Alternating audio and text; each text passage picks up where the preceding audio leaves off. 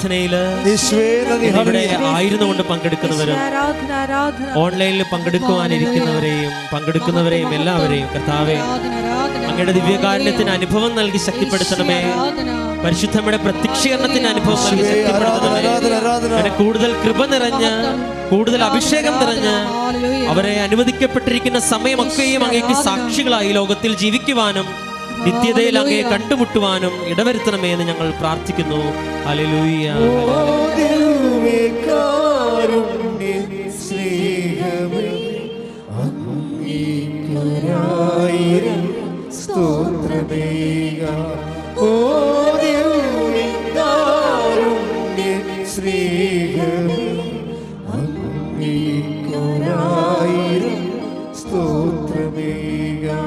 പരിശുദ്ധ പരമദിവ്യകാരുണ്യത്തിന്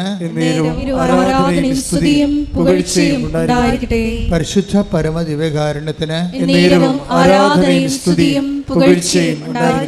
എൻ്റെ പ്രിയപ്പെട്ടവരെ, ഉടമ്പടി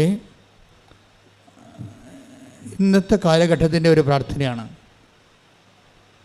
ഇതിൻ്റെ ഒരു ചിരപുരാതനത്വമുണ്ട്, അതേസമയം നിത്യ നൂതനത്വമുണ്ട്.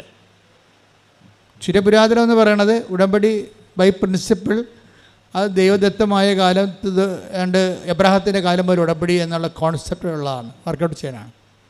ദൈവം എന്തെങ്കിലും ഒരു വലിയ മെഗാ പ്രോജക്റ്റ് ചെയ്യണമെന്നുണ്ടെങ്കിൽ ത്രൂ ഉടമ്പടി ബേസിൽ ചെയ്യത്തുള്ളൂ. അപ്പോൾ നിങ്ങളുടെ വിഷയം കനക്കുമ്പോൾ, നിങ്ങളുടെ ജീവിത പ്രശ്നങ്ങൾക്ക് ഭാരം വെക്കുമ്പോൾ നിങ്ങൾക്ക് എമർജൻസി ആയിട്ട് ചെയ്യാൻ പറ്റുന്നത് ഉടമ്പടിയാണ്. ഉടമ്പടി ജീവിതത്തിലേക്ക് വരിക. ഇത് മരിയൻ ഉടമ്പടിയാണ്, അതുകൊണ്ട് പോപ്പുലർ മരിയൻ ഉടമ്പടിയാണ്. കഴിഞ്ഞ ദിവസങ്ങളിൽ ഞങ്ങളുടെ ബിഷപ്പ് ഞങ്ങളെ വിളിച്ചിട്ട് ചോദിച്ചു, actually what is your mission എന്ന് ചോദിച്ചു. നിങ്ങളുടെ സ്പിരിച്വാലിറ്റി എന്താണ്, actually what is your mission എന്ന് ചോദിച്ചു. അപ്പോൾ ഞങ്ങളതിന് മറുപടി പറഞ്ഞത്, ഞങ്ങളുടെ സ്പിരിച്വാലിറ്റി എന്ന് പറയുന്നത് കുരിശിൻ്റെ ചുവട്ടിൽ നിന്ന് അമ്മയാണ്, എന്നുവെച്ചാൽ ഉടമ്പടി മാതാവാണ്, അവരാണ് ഉടമ്പടി മാതാവ്.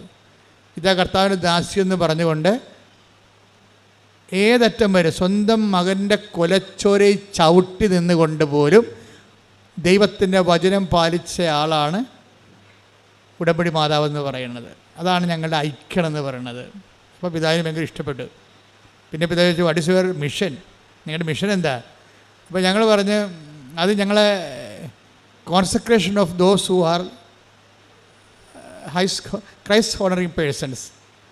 അതായത് ഞങ്ങൾക്ക് കോൺസെക്രേഷൻ ലൈഫുണ്ട്, അച്ഛന്മാർക്ക് കോൺസെക്രേഷൻ്റെ ലൈഫാണ്, സിസ്റ്റേഴ്സിന് കോൺസെക്രേറ്റഡ് ലൈഫാണ്. ഉടമ്പടിയിലേക്ക് വരുമ്പോൾ നമ്മൾ ദൈവത്തിൻ്റെ വചനത്തിൽ വേരൂന്നി സാക്ഷ്യപ്പെട്ട് ജീവിച്ചുകൊള്ളാവുന്ന ഓൾ ക്രൈസ്റ്റ് ഹോണറിങ് പേഴ്സൺസ് ആണ്, not Catholics, not only Catholics. Catholics മാത്രമല്ല, നോൺ കാത്തലിക്സ് മാത്രമല്ല, ഹോൾ ക്രൈസ്റ്റ് ഹോണർ, ക്രൈസ്റ്റിനെ രക്ഷകനായിട്ട് മനസ്സിൽ ഹോണർ ചെയ്യുന്ന എല്ലാവരെയും കോൺസെക്രേറ്റ് ചെയ്യുക. അവർക്കൊരു കോൺസെക്രേറ്റ് ലൈഫ്, അവർക്ക് വിശുദ്ധ ജീവിതം, ഐക്യ ജീവിതം, സാക്ഷ്യ ജീവിതം പ്രദാനം ചെയ്യുകയാണ് ഞങ്ങളുടെ മിഷൻ എന്ന് പറഞ്ഞു. അപ്പോൾ ഇറ്റ് ഈസ് വെരി സിമ്പിൾ.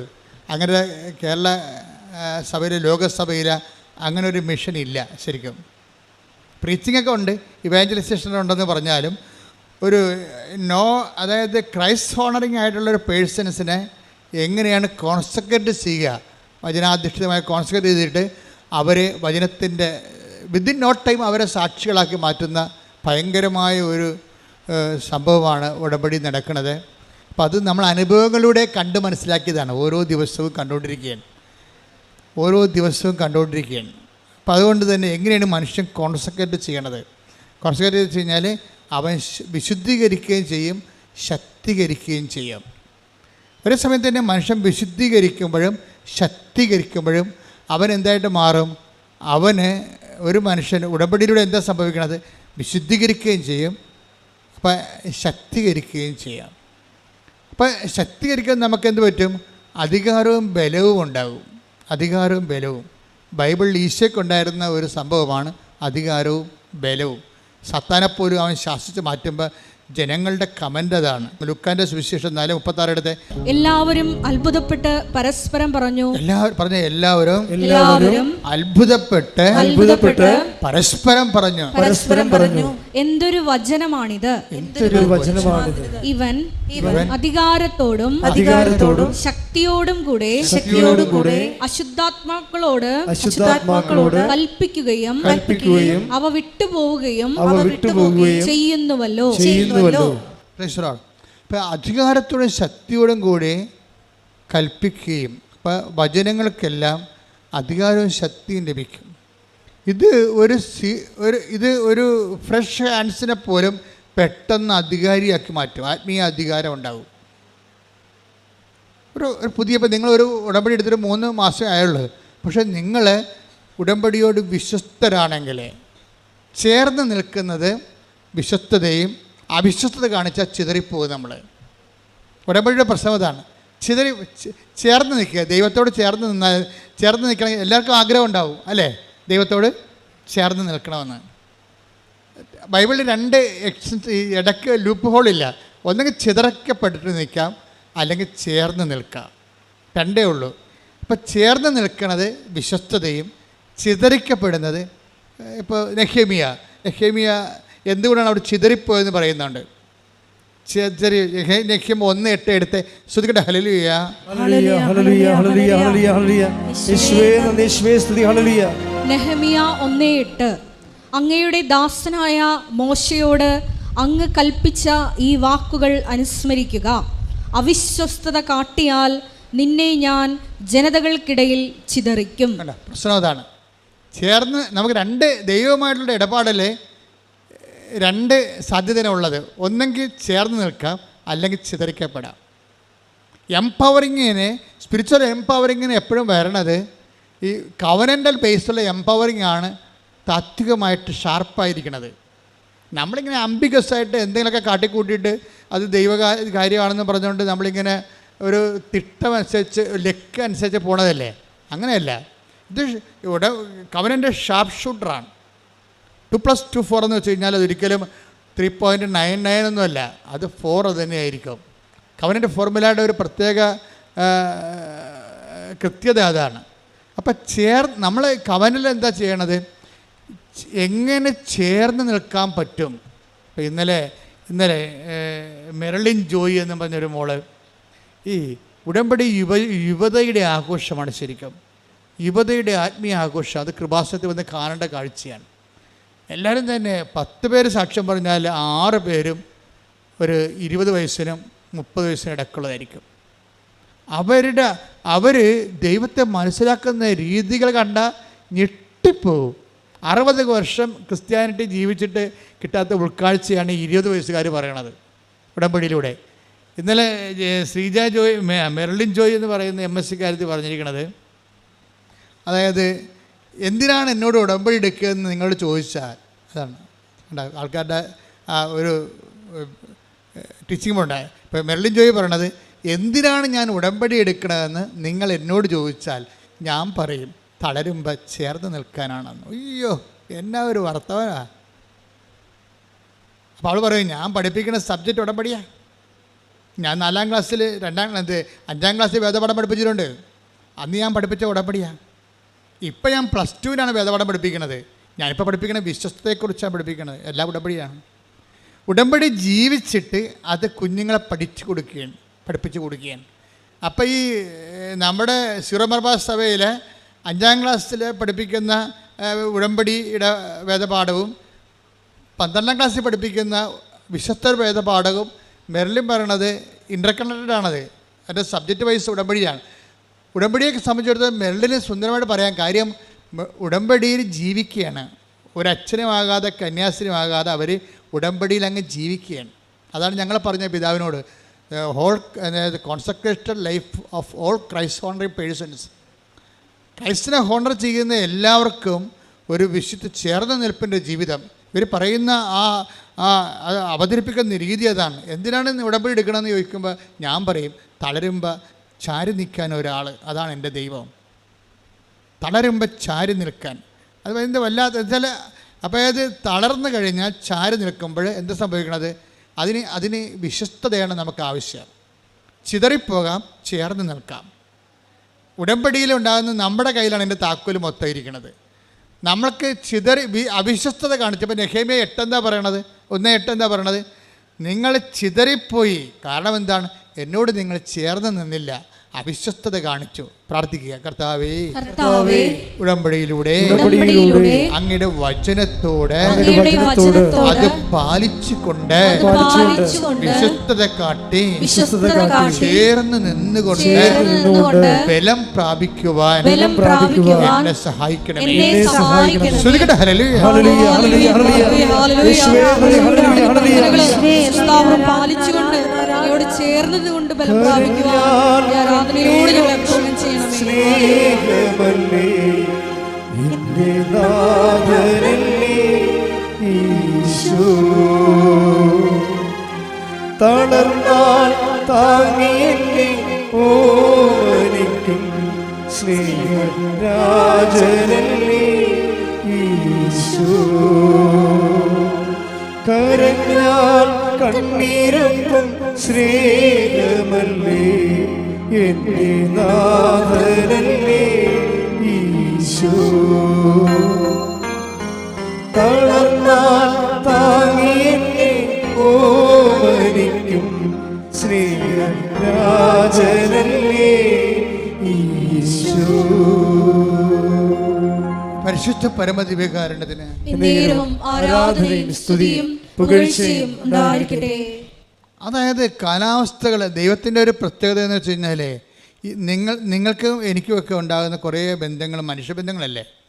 ഈ മനുഷ്യബന്ധങ്ങൾക്കുള്ള പ്രശ്നം വെച്ച് കഴിഞ്ഞാൽ മൂഡ് സ്വിങ്സ് ഭയങ്കരമാണ്. ഇപ്പം മൂഡ് ഔട്ട് എന്നൊക്കെ പറയുക, mood in, mood out, mood swings എന്ന് പറയണത്. മനുഷ്യബന്ധങ്ങൾക്ക് ഇങ്ങനെ മൂഡ് സ്വിങ്സ് ഉണ്ടാകും. രാവിലെ ഉണ്ടായിരുന്ന ഒരു ആംബിയൻസ് അല്ല വൈകുന്നേരം ഉണ്ടാകുന്ന ആംബിയൻസ്. ഓരോ ഇഷ്യൂസ് ബേസ്ഡ് ആയിട്ട് ആംബിയൻസ് ചേഞ്ച് ചെയ്തുകൊണ്ടിരിക്കും. അതനുസരിച്ച് നമുക്കങ്ങനെയുള്ളൊരു ബന്ധത്തിൻ്റെ റിലേറ്റിവിറ്റിയാണ് നമുക്ക് ഫിഡലിറ്റിക്ക് അറിയാവുന്നത്. പക്ഷേ ദൈവവുമായിട്ടുള്ള പ്രശ്നം വെച്ച് കഴിഞ്ഞാൽ നിനക്കെന്ത് മൂഡ് സ്വിങ്സ് ഉണ്ടായാലും ദൈവത്തിന് അത് ഉണ്ടാകത്തില്ല. അതുകൊണ്ടാണ് ദൈവം പറയണത്, നിങ്ങൾ അവിശ്വസ്തരായിരുന്നാലും ഞാൻ വിശ്വസ്തൻ. Take the word of God. ശ്രുതിക്കട്ടെ. ഹല്ലേലൂയ. ഹല്ലേലൂയ, ഹല്ലേലൂയ, ഹല്ലേലൂയ, ഹല്ലേലൂയ. യേശുവേ നന്ദി. ഹല്ലേലൂയ, ഹല്ലേലൂയ. യേശുവേ ആരാധന, ആരാധന, ആരാധന. യേശുവേ നന്ദി. ഹല്ലേലൂയ, ഹല്ലേലൂയ, ഹല്ലേലൂയ, ഹല്ലേലൂയ. മഹത്വം, മഹത്വം, ആരാധന, ആരാധന. 2 തിമോഥെയോസ് 2:13. നാം അവിശ്വസ്തരായിരുന്നാലും അവൻ വിശ്വസ്തനായിരിക്കും. എന്തെന്നാൽ തന്നെ തന്നെ നിഷേധിക്കുക അവന് സാധ്യമല്ല. ഇതാണ് സദ്വാർത്ത. ഇങ്ങനെയുള്ള 3 ലക്ഷത്തോളം വാക്കുകളാണ് ബൈബിളിലുള്ളത്. ബൈബിൾ ആകത്തുക. ബൈബിള് വായിച്ചാൽ ആൾക്കാർ കഴിഞ്ഞ ദിവസങ്ങളിൽ തറയപ്പിതാവിൻ്റെ പ്രശ്നം കേട്ടില്ലേ? അതായത് ബൈബിള് വായിക്കുമ്പോൾ ബൈബിള് നിങ്ങൾ കറക്റ്റായിട്ടാണ്. പിതാവ് പറയണത് നമ്മൾ ആരെയും തീവ്രവാദികളായിട്ട് സൃഷ്ടിക്കണില്ല. ബൈബിളിന് ആരെയും തീവ്രവാദികളായിട്ട് സൃഷ്ടിക്കാൻ പറ്റത്തില്ല. പക്ഷേ പ്രോബ്ലം വെച്ച് കഴിഞ്ഞാൽ വചനം കറക്റ്റായിട്ടാണ് നിങ്ങൾ വിശ്വസ്തത പാലിക്കുന്നതെങ്കിൽ നിങ്ങൾ തീഷ്ണമതികളാകും. ഇപ്പോൾ വേദപാഠം തന്നെ സുവിശേഷ വിഹിതമായി കഴിഞ്ഞാൽ, കാര്യം മനുഷ്യൻ്റെ വചനത്തെക്കാൾ ഉപരി മനുഷ്യൻ്റെ അക്കാഡമിക് ക്വാളിഫിക്കേഷൻ്റെ ഒരു ബ്രില്യൻസാണ് പലപ്പോഴും വേദപാഠങ്ങളിൽ വരുന്നത്. അതുകൊണ്ടാണ് ആൾക്കാർക്ക് തീഷ്ണതയില്ലാത്തത്. തീഷ്ണത വേണമെന്നുണ്ടെങ്കിൽ അത് ഇവാഞ്ചലിക്കായിരിക്കണം. കാര്യം ദൈവത്തിൻ്റെ വചനം രക്ഷയിലേക്ക് നയിക്കുന്ന ദൈവത്തിൻ്റെ ശക്തിയാണ്. അപ്പം അധികാരവും ശക്തിയും എന്ന് പറയുമ്പോൾ അത് എവിടുന്നാണ് വരണത്? ഇവൻ്റെ വചനം. ഇപ്പം 4:36 നമ്മൾ കേട്ടില്ലേ? ഇവന് എന്തൊരു അധികാരമാണ്, ഇവന് എന്തൊരു ശക്തിയാണ്. അതെവിടുന്നാണ് വരണത്? അധികാരിയത എവിടുന്നാണ് വരണത്? അത് വരണത് ദൈവത്തിൻ്റെ വചനം ബൈ ഇറ്റ്സെൽഫ്. അത് പറയുന്നവരും പാലിക്കുന്നവരെയും എംപവർ ചെയ്തുകൊണ്ടിരിക്കും. അതാണ് റോമ 1:16. ദൈവവചനം രക്ഷയിലേക്ക് നയിക്കുന്ന ദൈവത്തിൻ്റെ ശക്തിയാണ്. പറഞ്ഞ് ദൈവവചനം രക്ഷയിലേക്ക് നയിക്കുന്ന ദൈവത്തിൻ്റെ ശക്തിയാണ്. അപ്പോൾ ലോകത്ത് പലതരം ശക്തിയുണ്ടല്ലേ? പാർട്ടിയുടെ ശക്തിയല്ലേ? ഇപ്പം പാർട്ടിയുടെ അകത്ത് തന്നെ ഇപ്പം കഴിഞ്ഞ ദിവസങ്ങളിലുള്ള വാർത്തകളെല്ലാം ഒക്കെ തൊഴുത്തിൻ്റെ അകത്ത് തന്നെ കുത്തുന്നത് കാണിക്കാം, പാർട്ടിയുടെ അകത്ത് തന്നെ നയിക്കുന്ന കാണാം. അപ്പോൾ അത് ശൈഥില്യം വരണതാണ്. എന്ത് വരണത്? അങ്ങനെ സിസ്റ്റം എങ്ങനെയാണ്? ഈ സോഷ്യൽ സിസ്റ്റത്തെക്കുറിച്ചൊക്കെ ഉള്ള ഇത് തുടങ്ങിയ ആൾക്കാർ തന്നെ പറഞ്ഞത് എന്താണ്? It's a failure built in to the സിസ്റ്റമാണ്. സിസ്റ്റത്തിൽ തന്നെ ഫെയിലിയർ ഉണ്ടാകും. അത് കുറച്ച് കഴിയുമ്പോൾ, ഒരു ടൈം കഴിയുമ്പോൾ അകത്തുള്ള ഫെയിലിയർ പുറത്തേക്ക് വരും. അപ്പോൾ അങ്ങനെ സിസ്റ്റം ഡിസ്റെഗുലേറ്റഡ് ആയി പോണതില്ല. അങ്ങനെയാണ്. അപ്പം അതുകൊണ്ട് അതുപോലെ സ്വാഭാവികമായിട്ട് കാലത്തിൻ്റെ ഒരു രീതിയിലൊരു സെക്കൻഡ് കമ്മിങ് ഇങ്ങനെ വരും. എല്ലാ സിസ്റ്റത്തിനും ഒരു സെക്കൻഡ് കമ്മിങ് ഉണ്ടാവും. അകത്ത് തന്നെ ശൈഥില്യം ആരംഭിക്കും. സഭയ്ക്കും ഈ പ്രിൻസിപ്പിൾ ബാധകമാണ്. നമ്മൾ ശ്രദ്ധിച്ചില്ലെങ്കിൽ ശൈഥില്യം ആരംഭിക്കും. വിശ്വാസത്തിനും ഈ പ്രിൻസിപ്പിൾ ബാധകമാണ്. ശൈഥില്യം അകത്തുനിന്ന് തന്നെ ഉണ്ടാകും. ഫെയിലിയർ എന്ന് പറഞ്ഞ സംഭവം ഇതിൻ്റെ ഉള്ളിൽ തന്നെ ഉണ്ട്. ഇവനെ അടക്കി ഒതുക്കി നിർത്തിക്കൊണ്ട് ദൈവത്തോട് ചേർന്ന് നിന്ന് വിശ്വസ്ത പാലിച്ച് പോകാനുള്ള ഒരു കഴിവ് കൂടിയാണ് ആധ്യാത്മികത എന്ന് പറയുന്നത്. ശ്രുതികട ഹല്ലേലൂയ. ചേർന്ന് നിൽക്കുന്ന വിശ്വസ്തയുടെ ഭാഗമായിട്ടാണ് എന്ത് കൊണ്ടാണ് ഈ അഡ്ഹേസീവ് പവർ, ചേർന്ന് നിൽക്കുക, ഒട്ടി നിൽക്കുക. അല്ല, അഡ്ഹേസീവ് പവർ എന്താണ് ശരിക്കും പറഞ്ഞാൽ? അത് ദൈവസ്നേഹമാണ് ശരിക്കും. ഉടമ്പടി ഇല്ലാത്തവർ, ഉടമ്പടി ഉള്ള ആൾക്കാർക്ക്, ചില ആൾക്കാർക്ക് ഇങ്ങനെ ശൈഥില്യം സംഭവിക്കുന്നതിൻ്റെ കാരണം വിഷയസ്നേഹമാണ്, അല്ലെങ്കിൽ വസ്തുസ്നേഹമാണ്. ഉടമ്പടി അതിൽ വർക്കൗട്ട് ചെയ്യത്തില്ല. നിങ്ങളുടെ IELTS, നിങ്ങളുടെ PR, നിങ്ങളുടെ കാനഡ, നിങ്ങളുടെ പെൻഷൻ, നിങ്ങളുടെ വസ്തു വിൽപ്പന, അതിനാണ് നിങ്ങൾക്ക് ഇമ്പോർട്ടൻസ് എന്നുണ്ടെങ്കിൽ ആ വസ്തുസ്നേഹമെന്ന് പറയും. അവിടെ വ്യക്തിസ്നേഹമില്ല. നിങ്ങൾ ഈ മരണം വരെ ഈ ഉടമ്പടിയുടെ കാലം എല്ലാം ആൾക്കാർ വസ്തുസ്നേഹത്തിലാണ് ജീവിക്കുന്നത്. അതുകൊണ്ടാണ് ഇത് വർക്കൗട്ട് ചെയ്യാത്തത്. അതിനകത്ത് വ്യക്തിസ്നേഹം വരണം ശരിക്കും പറഞ്ഞാൽ. ഇപ്പോൾ ഈ ചേർന്ന് നിൽക്കുക, ചിതറി നിൽക്കുക എന്ന് പറയുമ്പോൾ രണ്ടിന്, ഒന്ന് ചേർന്ന് നിൽക്കുന്നത് വിശ്വസ്തത, ചിതറി നിൽക്കുന്നത് അവിശ്വസ്തത എന്ന് പറയും. അപ്പോൾ ചേർന്ന് നിൽക്കുന്ന അഡ്ഹേസീവ് പവർ എന്താണ്? അത് വ്യക്തിസ്നേഹമാണ്. ആരോട്? ദൈവത്തോടുള്ള വ്യക്തിസ്നേഹം. എന്തിനാണ് നീ ഉടമ്പടി എടുക്കണമെന്ന് ചോദിച്ചു കഴിഞ്ഞാൽ ഒറ്റ ശ്വാസത്തിൽ പറയണം, ദൈവത്തെ സ്നേഹിക്കാൻ. ഞാൻ ദൈവത്തെ സ്നേഹിച്ച് ജീവിക്കുന്ന ആളാണ്, പക്ഷേ ഇപ്പോഴൊരു ഉത്തരവാദിത്തത്തോടെ. ഇപ്പോൾ പേരൻഹുഡ് പല രീതിയിലില്ലേ? പേരൻഹുഡ്, ഒരു കുഞ്ഞ് വളർന്നു വരുന്ന മുമ്പ് തന്നെ അടുത്തത് പ്രഗ്നൻ്റ് ആകണമെങ്കിൽ നിരുത്തരവാദിത്തരമായ ജന്മമാണത്. ഒരു കുഞ്ഞ് വളർന്നാലും മുലകുടി മാറുന്ന 5-3 മാസമായപ്പോൾ തന്നെ അമ്മ വീണ്ടും പ്രഗ്നൻ്റ് ആണെങ്കിൽ അതിന് ഇറസ്പോൺസിബിൾ പാരൻഹുഡ് എന്ന് പറയും. എന്ന് വെച്ച് കഴിഞ്ഞാൽ ആ മുലകുടി മാറാത്ത കുഞ്ഞിനെ കെയർ ചെയ്യാതെയാണ് വീണ്ടും മാതാപിതാക്കന്മാർ വീണ്ടും അടുത്ത കുഞ്ഞിന് ജന്മം കൊടുക്കണമെങ്കിൽ എങ്കിൽ പുറത്തുള്ള ആൾക്കാർ അതിനെ പറയണത് ഇറസ്പോൺസിബിൾ പാരൻഹുഡ് എന്ന് പറയും. ആ കുഞ്ഞിന് മുലകുടി മാറി അതിന് 2 കൊല്ലമൊക്കെ മുലകുടിയൊക്കെ കുടിച്ച് അത് തന്നെ നിൽക്കാൻ കഴിയുമ്പോൾ അടുത്ത കുഞ്ഞായ റെസ്പോൺസിബിൾ പാരൻഹുഡ് എന്ന് പറയും. അപ്പോൾ വെച്ചാൽ നമ്മൾ ബോധപൂർവ്വം തന്നെ, അപ്പം നമ്മളിതിന് ഈ ഉടമ്പടിയിൽ നമ്മളെല്ലാവരും ദൈവത്തെ സ്നേഹിക്കുന്നവരാണ്. പക്ഷേ റെസ്പോൺസിബിൾ ലൈഫാണോ അറിയത്തില്ല നമ്മളിങ്ങനെ. അപ്പോൾ റെസ്പോൺസിബിൾ ലൈഫ് എന്ന് പറയുന്ന ഒരു സംഭവം, ഉടമ്പടി നിങ്ങളെ ഉത്തരവാദിത്തമുള്ള ദൈവസ്നേഹത്തിലേക്ക് കൊണ്ടുവരും. എല്ലാവരും ദൈവം സ്നേഹിക്കുന്നവരാണ്, ദൈവത്തെ സ്നേഹിക്കുന്നവരാണ്. ഉടമ്പടി നിങ്ങളെ ഉത്തരവാദിത്തമുള്ള ദൈവസ്നേഹത്തിലേക്ക് കൊണ്ടുവരും.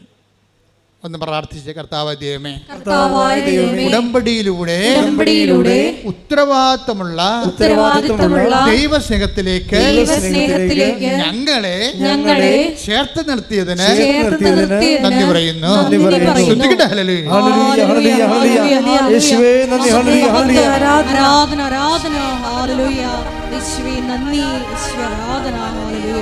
ഒരുമിച്ച് പാടാം. ഓ ദിവ്യകാരുണ്യ സ്നേഹമേ, അങ്ങേക്കൊരായിരം സ്തോത്രമേകാം. ഓ ദിവ്യകാരുണ്യ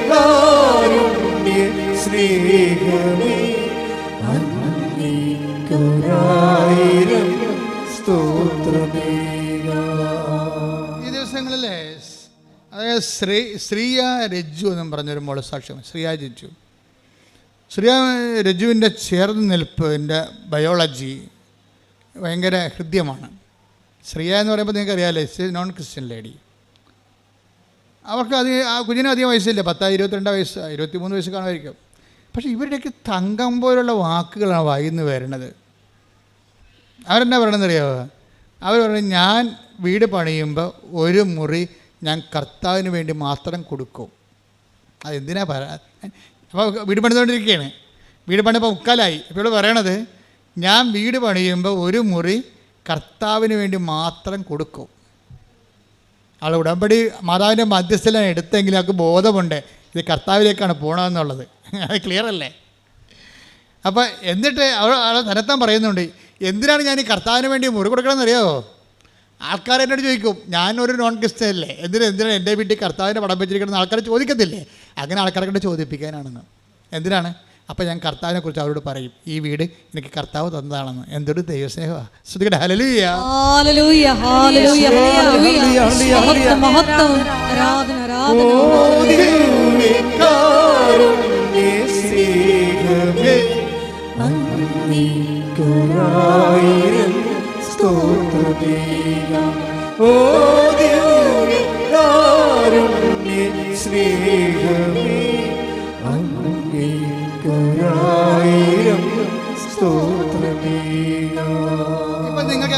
ലൈൻ മനസ്സിലായില്ലേ? എത്ര പെട്ടെന്നാണ് ഈ ആൾക്കാർ ചേർന്നങ്ങടെ നിൽക്കണത്. കർത്താവുമായിട്ടങ്ങ് ചേർന്ന് നിൽക്കുകയല്ലേ, സ്നേഹത്തിൽ താൻ ചേർന്ന് നിൽക്കുന്നു. അവൻ എന്നോട് സ്നേഹത്തിൽ ചേർന്ന് നിൽക്കുന്നത് കൊണ്ട് ഞാനവനെ മാനിക്കും. സങ്കീർത്തകൻ്റെ വലിയൊരു ദൈവാനുഭവമാണ് ചേർന്ന് നിൽപ്പ്. Take the word of God. സങ്കീർത്തനം 91:14. അവൻ സ്നേഹത്തിൽ എന്നോട് ഒട്ടി നിൽക്കുന്നതിനാൽ ദാറ്റ് ഈസ് എന്ന് പറഞ്ഞ് അവൻ അവൻ അവൻ അവൻ സ്നേഹത്തിൽ സ്നേഹത്തിൽ എന്നോട് ഒട്ടി നിൽക്കുന്നത് കൊണ്ട് ഞാൻ അവനെ രക്ഷിക്കും. അവൻ എൻ്റെ നാമം അറിയുന്നത് കൊണ്ട് അവൻ എൻ്റെ നാമം അറിയുന്നത് കൊണ്ട് ഞാൻ അവനെ സംരക്ഷിക്കും. സംഭവം ഈ രക്ഷയും സംരക്ഷണവും വരണത് ചേർന്ന് നിൽപ്പിന്നാണ് വരണത്. നിങ്ങൾ ഇടപെടി എടുത്തിട്ട് അതിൻ്റെ സാങ്കേതികമായിട്ട് കുറച്ച് കാര്യങ്ങൾ കാട്ടിക്കൂട്ടി അത് അനുഷ്ഠാനമാക്കി മാറ്റിക്കഴിഞ്ഞാൽ വരണ്ട അനുഷ്ഠാനങ്ങളും വരണ്ട ആചാരങ്ങളും അനാചാരങ്ങളായി മാറും. ആചാരമില്ലേ? ഉടമ്പടി കുറേ ആചാരങ്ങളില്ലേ? ഉപ്പിടുമ്പോഴൊരു ആചാരമുണ്ട്, ഉടമ്പടി തൈലം തേക്കുമ്പോൾ ഒരു ആചാരമുണ്ട് ഇല്ലേ? ഉടമ്പടി തൈലം എടുത്ത് അപ്പം തന്നെ ആചാരം ചെയ്യും. ഈ ആചാരം അർത്ഥമറിയാതെ ചെയ്താൽ എന്ത് പറ്റും? ആചാരത്തിന് എന്ത് പറ്റും? അതിനാണ് അനാചാരം എന്ന് പറയുന്നത്. അർത്ഥമറിയാതെ ആചാരം ഒത്തിരി പേർക്ക് ചെയ്യുവേ, എന്തെല്ലാം കാര്യങ്ങൾ ആൾക്കാരെ കാട്ടിക്കൂട്ടുന്നു. അർത്ഥം അറിയാതെ ചെയ്യുന്ന ആചാരങ്ങൾക്ക് എന്താ വിചാരിക്കണത്? പറയണത് അനാചാരം എന്ന് പറയും. ഉടമ്പടി പല ആൾക്കാരും അനാചാരമായിട്ടാണ് ചെയ്യണത്. എന്ന് വെച്ച് കഴിഞ്ഞാൽ അതെന്താണ് ചെയ്യണമെന്ന് അവർക്ക് ബോധമില്ല. അനാചാരം എന്ന് പറഞ്ഞ ഒരു ആചാരം എന്ന് പറഞ്ഞ ഒരു ബോധമാണ്. അർത്ഥം അറിഞ്ഞ് ചെയ്യണം. ഇപ്പം തന്നെ ഈ ശ്രീജയുടെ കാര്യം തന്നെ എടുത്ത്, ശ്രീജയുടെ വീട് പണി നടന്നുകൊണ്ടിരിക്കുകയാണ്. കുടിക്കാനും വെള്ളമില്ല, തേപ്പിനും വെള്ളമില്ല. കുടിക്കാനും വെള്ളമില്ല അവിടെ. കാര്യം വെള്ളം ഇങ്ങനെ കലങ്ങിയ വെള്ളമാണ്. അത് നമുക്ക് ഒരു 10 ബക്കറ്റ് കിട്ടുമ്പോൾ കിണർ പറ്റിപ്പോവും. 10 ബക്കറ്റ് വെള്ളം കിടക്കുമ്പോൾ കിണർ പറ്റിപ്പോവും. കുടിക്കാനും പറ്റണില്ല. ഇപ്പോൾ ഉടമ്പടി ഇരിക്കുന്ന ഒരാളിൻ്റെ ജീവിതാനുഭവങ്ങളാണതേ. അപ്പോൾ കുടിക്കാനും വെള്ളമില്ല, വീട് തേക്കാനും വെള്ളമില്ല. അപ്പോൾ അവളെന്ത് ചെയ്യും? അവൾ കൊണ്ടുവന്ന ശേഷം ഉടമ്പടി ഉപ്പെടുത്ത്, നമുക്ക് ഉടമ്പടി ഒരു ജീവിതമാണല്ലോ. ഉടമ്പടി ഇരിക്കുന്നവർക്ക് എനിക്ക് സത്യം പറഞ്ഞാൽ ഇതൊക്കെ ആദ്യം ഒറ്റ ശ്വാസത്തിൽ കർത്താവ് വെളിപ്പെടുത്തിയാണ്, ഒന്നും അഡീഷൻ ചെയ്തിട്ടില്ല. ഉടമ്പടി ബുക്ക് എഴുതണ ഒരു 72 മണിക്കൂറുണ്ട്. 75 പേജ് 72 മണിക്കൂർ കൊണ്ട് എഴുതണതാണ്. അതിൻ്റെ അകത്ത് വന്നിട്ടുള്ളതാണ് ഉടമ്പടി തൈലം. ആദ്യം തേനായിരുന്നു ആദ്യം അതിൻ്റെ അകത്ത് ഉണ്ടായിരുന്നത്. ഉടമ്പടി തൈലത്തിന് പകരം ഞാൻ തേനെന്ന് എഴുതിയിരിക്കണത്. തേനെന്ന് എഴുതിയപ്പോൾ തന്നെ ഒരു മനുഷ്യൻ ഇതിൻ്റെ അകത്ത് വന്നിട്ട് തേൻ നിറച്ച ആളെ തല്ലി. അയാളെന്നെ വിളിച്ച്, അച്ഛാ ഞാൻ തേൻ നിറച്ചുകൊണ്ടിരിക്കുന്ന സമയത്ത് ഒരാൾ വന്ന് എന്നെ തല്ലിയെന്ന് പറഞ്ഞു. രതീഷാണ് അന്ന് തേൻ നിറക്കണം ആദ്യം. അപ്പം ഞാൻ പറഞ്ഞു, സാരമില്ല, നീ അത് തേൻ മാറ്റിയിട്ട് ഉടമ്പടി തേലുമാക്ക്. തല്ലിയ കാര്യം ഞാൻ മൈൻഡ് ചെയ്യില്ല, അത് കർത്താവിന് കാഴ്ച വെച്ചാൽ മതി എന്ന് പറഞ്ഞു. അത് നീ കർത്താവിന് കാഴ്ച വെച്ചാൽ മതി എന്ന് പറഞ്ഞ്. തേൻ മാറ്റാൻ കർത്താവ് പറഞ്ഞിരിക്കണമെന്ന്. തേൻ ബൈബിളിലുള്ളതല്ല, അത് ആശ്രയിച്ച് കൊടുക്കുന്നതാണ്. ഉടമ്പടി തൈലമാണ്. ഉടമ്പടി തൈലമാക്കാൻ വേണ്ടിയാണ് തല്ലുകൊണ്ടിരിക്കുന്നത്. അപ്പോൾ തല്ലുകൊണ്ടുണ്ടാക്കിയതാണ് ഉടമ്പടി തൈലം. ആ 75 മണിക്കൂറിനുള്ളിൽ സംഭവിച്ച വിഷയങ്ങളാണത്. ഇതൊക്കെ തുടങ്ങി അതിനുശേഷം ഞങ്ങളൊന്നും ആഡ് ചെയ്തിട്ടില്ല. അതിൽ ബുദ്ധിപരമായിട്ട് ഓരോ സംഭവങ്ങൾ ചിന്തിച്ച് ആലോചിച്ച് ഇവിടെ കമ്മിറ്റി കൂടി സെനറ്റ് കൂടി തീരുമാനിക്കണമല്ല സംഭവം. ഇവിടെ കോൺഫറൻസ് കൂടിയിട്ട് തീരുമാനിക്കണമല്ല, ചർച്ച ചെയ്ത് തീരുമാനിക്കണമല്ല. ഒറ്റയടിക്ക് വന്ന വെളിപാടുകളാണ്. ആ വെളിപാടുകൾ ഒന്നിൻ്റെ അകത്ത് ബൈബിൾ കണ്ടന്റ് ഇല്ലെന്ന് പറഞ്ഞപ്പോൾ കിട്ടിയ തല്ലാണ് കിട്ടിയിരിക്കണം ഞങ്ങൾക്ക്. മനസ്സിലായില്ലേ? അപ്പോൾ അതേ പ്രശ്നത്തിന് അതിൻ്റെ കാരണങ്ങളുണ്ട്. അയാളെ തല്ലാനുള്ള കാരണങ്ങൾ. അയാളുടെ തേൻ കച്ചവടം പുറത്ത് നടക്കണുണ്ടായിരുന്നു. അതാണ് സംഭവം. അതിന് പൂട്ടുവീഴുന്ന വിചാരത്തിൻ്റെ പുള്ളിക്കാരൻ കാണിച്ചതാണ്. പക്ഷെ നമ്മൾക്ക് വിവേചനമുള്ളത് കൊണ്ട് നമുക്ക് മനസ്സിലായി അതല്ല പ്രശ്നം. കർത്താവ് സംസാരിക്കണത് തേൻ തന്നെ മാറ്റാൻ പറയണത് കർത്താവ്. ഇതിനൊരു വിവേചനമാണ്. അവൻ്റെ കടുത്തേക്ക് കയറി അവനെതിരെ കൊണ്ടുപോയി ഹലാളാകണമല്ല പ്രശ്നം. ആ പാഠത്തിൻ്റെ അകത്തൊരു പാഠമുണ്ട്. അതറിയണമെങ്കിൽ ഒരു ജ്ഞാനവരം വേണം. ഉടമ്പടി നിശബ്ദതയുടെ പ്രാർത്ഥനയാണ്. ഉണ്ടായിട്ടുള്ളതിന് അവൻ മൂലമാണ്. അവനെ കൂടാതെ ഒന്നും ഉണ്ടായിട്ടില്ലെന്ന് പറഞ്ഞുകൊണ്ടാണ് ബൈബിൾ എഴുതപ്പെടുന്നത്. Take the word of God. Yohannan 1:3. സ്തുതിക്കട്ടെ. ഹല്ലേലൂയ ഹല്ലേലൂയ ഹല്ലേലൂയ ഹല്ലേലൂയ. യേശുവേ നന്ദി, യേശുവേ സ്തുതി, യേശുവേ ആരാധന ആരാധന ആരാധന ആരാധന, യേശുവേ നന്ദി, മഹത്വം മഹത്വം മഹത്വം. ഹല്ലേലൂയ. 1:3. സമസ്തവും അവനിലൂടെ ഉണ്ടായി. സമസ്തവും അവനിലൂടെ ഉണ്ടായി. ഒന്നും അവനെ കൂടാതെ ഉണ്ടായിട്ടില്ല. അപ്പൊ പോസിറ്റീവ് ആയാലും നെഗറ്റീവ് ആയാലും അതിൻ്റെ പിന്നിലെല്ലാം ദൈവത്തിൻ്റെ ഒരു പരിപാലനയുണ്ട്. ഇത് വിവേചിച്ച് മനസ്സിലാക്കണം. ഇത് വിവേചിച്ച് മനസ്സിലാക്കിയില്ലെങ്കിൽ നമ്മൾ എന്താ പറയണത്, ഒരു ലോകത്താന്മാരായി പോകും. എല്ലാം മാനുഷ്യമായിട്ട് എടുക്കും, എന്നിട്ട് മുറിവേക്കും, എന്നിട്ട് അതിനനുസരിച്ച് നമ്മൾ പെരുമാറും. അപ്പം ജഡിക അരൂപിയാണ് നമ്മൾ പ്രവർത്തിക്കുന്നത്. ജഡാരൂപിയാണ്. ഒരു മനുഷ്യന് 3 അരൂപിയാണ് പ്രവർത്തിക്കുന്നത് സാധാരണ. ഒന്ന് ജഡാരൂപി, ഒന്ന് ലോകാരൂപി, ഒന്ന് ദൈവാരൂപി. നമ്മളിതിൻ്റെ ഈ പ്രൊപ്പോർഷൻ ഉണ്ട് ഇതിനകത്ത് ജഡിക മനുഷ്യൻ എന്ന് പറയും, ബൈബിൾ പറയും. അപ്പോൾ അവന് 10% ജഡാരൂപി ആയിരിക്കും.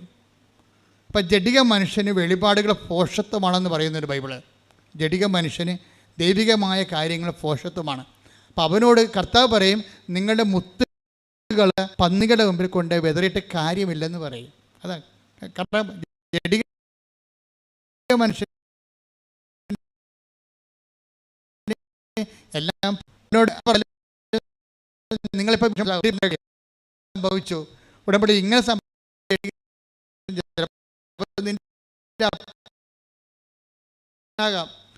അതൊക്കെ പെട്ടെന്ന് നമുക്ക് മനസ്സിലാകും പെട്ടെന്ന്. പക്ഷെ ജഡിക മനുഷ്യൻ നീ കൈവിട്ട് കളയരുത്.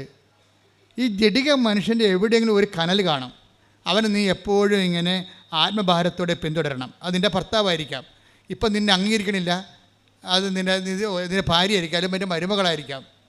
അവൾ നിന്നെ എതിർക്കുന്നുണ്ട് ഉടമ്പെടുക്കുന്നതിൽ. കാരണം എന്താ കഴിഞ്ഞാൽ അവളെ നാത്തുവിനോട് അവൾക്ക് ഭയങ്കര വെറുപ്പാണ്. നാത്തിനുള്ള വെറുപ്പ് അവളെടുക്കുന്ന ഉടമ്പടിയോടും കൂടി കൊടുക്കും. എല്ലാ കാര്യങ്ങൾക്കും ഇത് അട്രിബ്യൂട്ട് ചെയ്യും, ആ വെറുപ്പ് അട്രിബ്യൂട്ട് ചെയ്യും, വെറുപ്പ് ചെയ്യും ഇങ്ങനെ. അപ്പം അതുകൊണ്ട് സ്വാഭാവികമായിട്ടും നീ ഫോളോ ചെയ്യണം. ഈ പിന്നെയും നമ്മൾ ഫോളോ ചെയ്യും. പത്രോസും യൂദാസും തമ്മിലുള്ള വ്യത്യാസം ഒന്ന്, കയ്യിൽ നിന്ന് വിട്ടുപോയപ്പോൾ കെട്ടിത്തൂങ്ങിയവനാണ് യൂദാസ്. കയ്യിൽ നിന്ന് വിട്ടുപോയപ്പോൾ പിന്നെ ഫോളോ ചെയ്ത ആളാണ് പത്രോസ്. രണ്ടിൻ്റെയും കണ്ട, 2 ശിഷ്യന്മാരാണ്. രണ്ടിൻ്റെയും കയ്യിൽ നിന്ന് വിട്ടുപോയി. ഒരാൾ നിങ്ങൾ ശ്രദ്ധിക്കണം, കർത്താവുമായുള്ള ശിഷ്യത്വത്തിൻ്റെ യാത്രയിൽ ചിലപ്പോൾ സമയത്ത് ഈ നമ്മുടെ കയ്യിൽ നിന്ന് വിട്ടുപോകും. കയ്യിൽ നിന്ന് വിട്ടുപോയി കഴിഞ്ഞാലും യൂദാസ് ഉടനെ നിരാശപ്പെട്ട് കെട്ടിത്തൂങ്ങും. തിരിച്ചു വരവ് സാധ്യമല്ലെന്ന് മനസ്സിലാകും. കാര്യം അവനുള്ളിൽ ദൈവസ്നേഹമില്ല. ദൈവസ്നേഹമില്ലെങ്കിൽ നീ തിരിച്ചു വരാൻ പാടായിരിക്കും. അതിനെക്കുറിച്ച് കർത്താവ് പറയണത് പാഴ് ജന്മമായിപ്പോയത്. ദൈവസ്നേഹം ഇല്ലെങ്കിൽ ഒരു വ്യക്തി എന്താ, അവൻ ജനിക്കാതിരുന്നെങ്കിൽ എന്നല്ലേ പറഞ്ഞത് അല്ലേ? യുദാസിനെക്കുറിച്ച് കർത്താവിൻ്റെ റിപ്പോർട്ട് എന്താ, അവൻ ജനിക്കാതിരുന്നെങ്കിൽ എന്ന് വെച്ചാൽ ഞാനത് പാഴ് ജന്മമായിപ്പോയി. ദൈവസ്നേഹമുള്ള പത്രോസ് എന്ത് പറ്റിയാണ്, പുള്ളിക്കാരൻ തള്ളി പറഞ്ഞതാണ് അല്ലേ? തള്ളി പറഞ്ഞിട്ടും പിന്നെയും പുള്ളി കർത്താവിനെ അകലെ നിന്ന് അകലെ നിന്ന് അനുഗമിച്ചു. ശ്രുതികട്ടെ ഹല്ലേലൂയ ഹല്ലേലൂയ ഹല്ലേലൂയ ഹല്ലേലൂയ. യേശുവേ ആരാധന ആരാധന ആരാധന. യേശുവേ നന്ദി, മഹത്വം മഹത്വം മഹത്വം മഹത്വം. ഹല്ലേലൂയ ഹല്ലേലൂയ ഹല്ലേലൂയ. യേശുവേ സ്തുതി. ഹല്ലേലൂയ ഹല്ലേലൂയ ഹല്ലേലൂയ. ലൂക്കാ 22:54. അവർ അവനെ പിടിച്ച് പ്രധാനാചാര്യന്റെ വീട്ടിലേക്ക് കൊണ്ടുപോയി പത്രോസ് അകലെയായി അവനെ അനുഗമിച്ചിരുന്നു. അതായത് ഇങ്ങനെയെല്ലാം സംഭവിച്ചു. പത്രോസിനെ ഡിസോൺ ചെയ്തതാണ് ക്രിസ്തു തന്നെ. ബൈ പേഴ്സൺ നമ്മൾ ഡിസോൺ ചെയ്യുന്ന സമയമുണ്ട്. ബൈബിളിലുള്ളതാണ്, ആധ്യാത്മികതയിലുള്ളതാണ്. നിങ്ങളുടെ ഉടമ്പടി തന്നെ, നിങ്ങൾ എത്ര കർക്കശമായിട്ട് ഉടമ്പടി ചെയ്താലും ദൈവം പിന്നെ നിങ്ങളെ ഡിസോൺ ചെയ്യും. അപ്പോൾ ഈ ആധ്യാത്മിക അകത്തുള്ള പാക്കേജിനെ കുറിച്ച് നമുക്ക് നല്ല ബോധം ഉണ്ടാകണം. ദൈവത്തിന് വേണ്ടി ചെയ്യുന്ന കാര്യങ്ങൾ തന്നെ നമുക്ക് കാലനായിട്ട് മാറും. കർത്താവിന് വേണ്ടി ചെയ്യുന്ന കാര്യങ്ങൾ തന്നെ നമ്മളൊക്കെ കാലനായിട്ട് മാറും. കർത്താവിനെ രക്ഷിക്കാൻ വേണ്ടിയാണ് പത്രോസ് വാളൂരി വെട്ടിയത്. അല്ലാതെ അവൻ്റെ കുടുംബത്തെ രക്ഷിക്കാനും അവൻ്റെ പെണ്ണുമ്പിള്ളനെ രക്ഷിക്കാനും മക്കളെ രക്ഷിക്കാനും അല്ല, കർത്താവ് രക്ഷിക്കാനാണ് വാളൂരി വെട്ടിയത്. പക്ഷേ ആ ശത്രുക്കളുടെ മുമ്പിൽ നിന്നുകൊണ്ട് പത്രോസ് കർത്താവ് എന്താ പറഞ്ഞത്, നിൻ്റെ വാള് ഉറയിലിടുക. അതാ സംഭവം. എന്നെ നീ വാളെടുത്തൊന്നും രക്ഷിക്കേണ്ട കാര്യമില്ല. ഡിസോൺ ചെയ്ത് വാള് കർത്താവിന് വന്നിരിക്കുന്ന പ്രശ്നത്തിൽ ആ ഒറ്റ വർത്തമാനത്തിൽ 100-200 പേര് വടിവാളം കൊണ്ട് നിൽക്കുകയല്ലേ. ഈ പന്തങ്ങളും വിളക്കുകളും കുന്തങ്ങളുമായിട്ട് അവർ വന്നിരിക്കണമല്ല കാർഷില്ല. ആ മുമ്പിൽ നിന്നുകൊണ്ടാണ് വാള് ഉറയിടാൻ പറയുമ്പോൾ പത്രോസ് നിരായുധനായി പോകും. നിൻ്റെ ദൈവത്തെ പ്രതിയുള്ള നിൻ്റെ ക്ഷമ, ദൈവത്തെ പ്രതിയുള്ള നിൻ്റെ സഹനം നിന്നെ ഭൗതികമായിട്ട് നിരായുധീകരനാക്കും. നിൻ്റെ പണം എന്ത് ഉടമ്പടിയെടുത്ത് എന്ത് പറ്റി, കുറേ പൈസ നഷ്ടപ്പെട്ടു. ഉടമ്പടിയെടുത്ത് എന്ത് പറ്റി, കുറേ ആൾക്കാരുടെ മുമ്പിൽ നാണം കെട്ടു. ഉടമ്പടിയെടുത്തിട്ട് എന്ത് പറ്റി, കുറേ കാര്യങ്ങൾ പഴയ നമ്മളെ കാണുമ്പോൾ ആൾക്കാർക്കൊരു വില ഉണ്ടായിരുന്നു, ഇപ്പോൾ ഒരു വിലയില്ല. അവിടെ ഒരു 10 ജീവിയാണ്. ക്രിക്കറ്റ് കുത്തിയാലും മിണ്ടത്തില്ല. പിന്നെ എന്നാ പ്രശ്നം, മുമ്പത്തെക്കാളും നമ്മുടെ സ്റ്റാറ്റസ് പോയി. ലോ സ്റ്റാറ്റിസ്റ്റിക് എന്നുള്ളത് ഉടമ്പടിയുടെ പ്രധാനപ്പെട്ട പ്രഖ്യാപിതമായ പ്രയോഗ വിഷയമാണ്. നമ്മൾ ഉടമ്പടിയിൽ ഒരു സെക്കൻഡ് പൗരനായിട്ട് മാറും കുടുംബത്തിൽ. പണ്ട് നമ്മുടെ പേര് കേട്ട് കഴിഞ്ഞാൽ നമ്മളില്ലെങ്കിലും നമ്മളുടെ കാപ്പി എടുത്താലും കുടിക്കത്തില്ലായിരുന്നു. കുഞ്ഞുങ്ങളെ പോലും കുടിക്കും. നമ്മളിൽ അവിടെ ഇല്ലെന്ന് വിചാരിച്ചോ, നമുക്ക് വേണ്ടി മാറ്റി വെച്ചേക്കുക 4 മണിക്ക് കാപ്പിയാണ്. നമ്മുടെ ആരെടുത്ത് കുടിക്കത്തില്ല. എന്താ കാര്യം? നമ്മുടെ സ്വഭാവം അറിയാം. അടി മോന്തക്കിട്ട് പാർസൽ കിട്ടുമെന്നറിയാം. അടി മോന്തക്കിട്ട് പാർസൽ കിട്ടുമെന്നറിയാം. അതുകൊണ്ട് നമ്മൾ ആ രാജ്യത്തില്ലെങ്കിൽ പോലും നമ്മുടെ കാപ്പി അവിടെ തന്നെ ഇരിക്കും. ഇപ്പോൾ നമ്മൾ ഉടമ്പടി എടുത്തപ്പോൾ അറിയാം, അമ്മ ചേച്ചി ആൻറ്റി ക്ഷമിച്ചോളൂ എന്ന് പറഞ്ഞാൽ അവനെടുത്ത് കുടിക്കും. അല്ലാട്ടുണ്ട് നമ്മളവിടെ വാക്കിന് നമ്മുടെ സാന്നിധ്യത്തെ പോലും നമുക്ക് വിലയില്ലാതായി മാറുന്നു. ആരെപ്രതിയാണ് നീ ഇങ്ങനെ വിലയില്ലാണ്ടായത്? നമ്മളെല്ലാവരെയും പ്രതി വിലയില്ലാണ്ടായവൻ്റെ നാമത്തിലാണ്. ശ്രുതിക്കട്ടെ ഹല്ലേലൂയ. ഹല്ലേലൂയ, ഹല്ലേലൂയ, ഹല്ലേലൂയ. ക്രിസ്തുവിനെ പ്രതി എല്ലാം ഉപേക്ഷിക്കുവാൻ, നിന്നെ മാത്രം അനുഗമിക്കുവാൻ ആരാധനയോടെ ഞങ്ങൾ വിശ്വസിക്കുന്നു. ഹല്ലേലൂയ.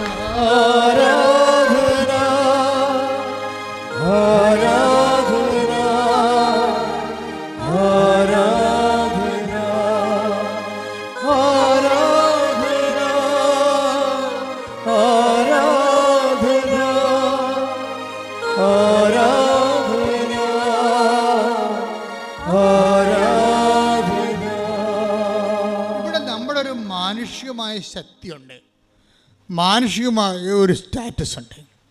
ഉടമ്പടിയിൽ ഇതാണ് നമ്മൾ ഉരിഞ്ഞു മാറ്റപ്പെടുന്നത്. കർത്താവിൻ്റെ വസ്ത്രങ്ങളൊക്കെ ഉരിഞ്ഞു മാറ്റില്ലേ അവർ? ആ സ്റ്റാറ്റസ് അവർ ചേഞ്ച് ചെയ്യണമാണ്. കർത്താവിൻ്റെ വസ്ത്രങ്ങളൊക്കെ അവർ ഉരിഞ്ഞു മാറ്റിയായിരുന്നു.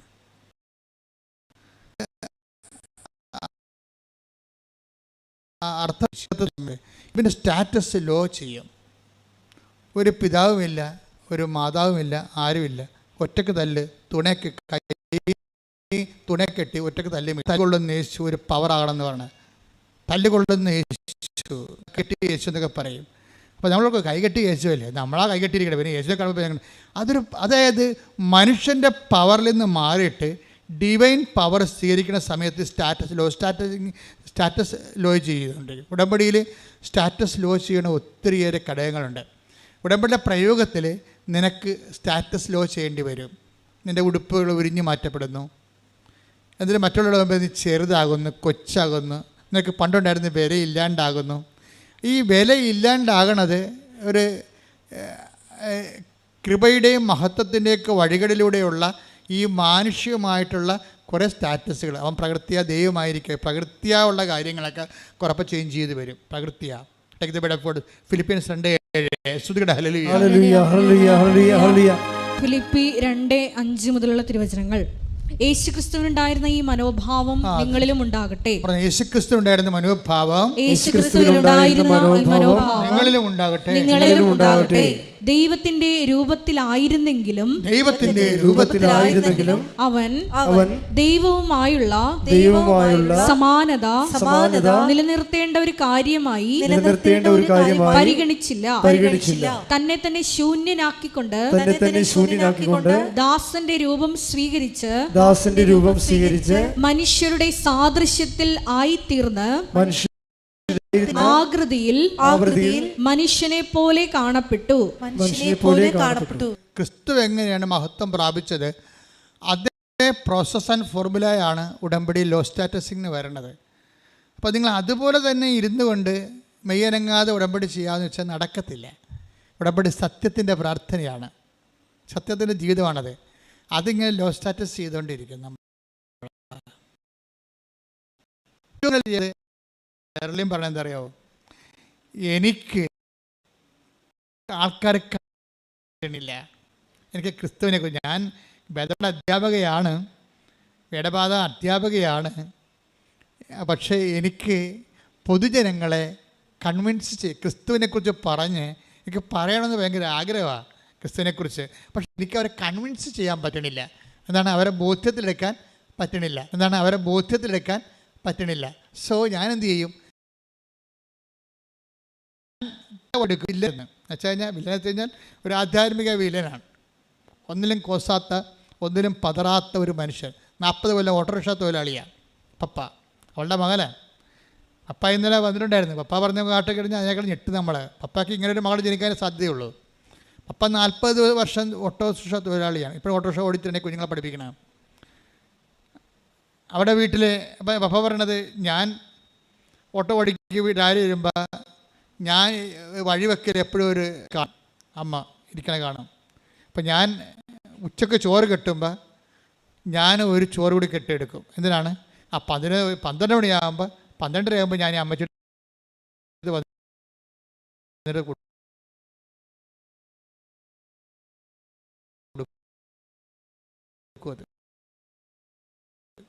എനിക്ക് സാമ്പത്തികമായ ഒരു ക്ലേശം മക്കളെ പഠിപ്പിക്കണം, കുടുംബക്കാരും നോക്കണം. അവർ അതറിയില്ല. ഓട്ടോറിക്ഷയുടെ വരുമാനം കൊണ്ട് ഒരു കൊല്ലത്തോലുമാണ്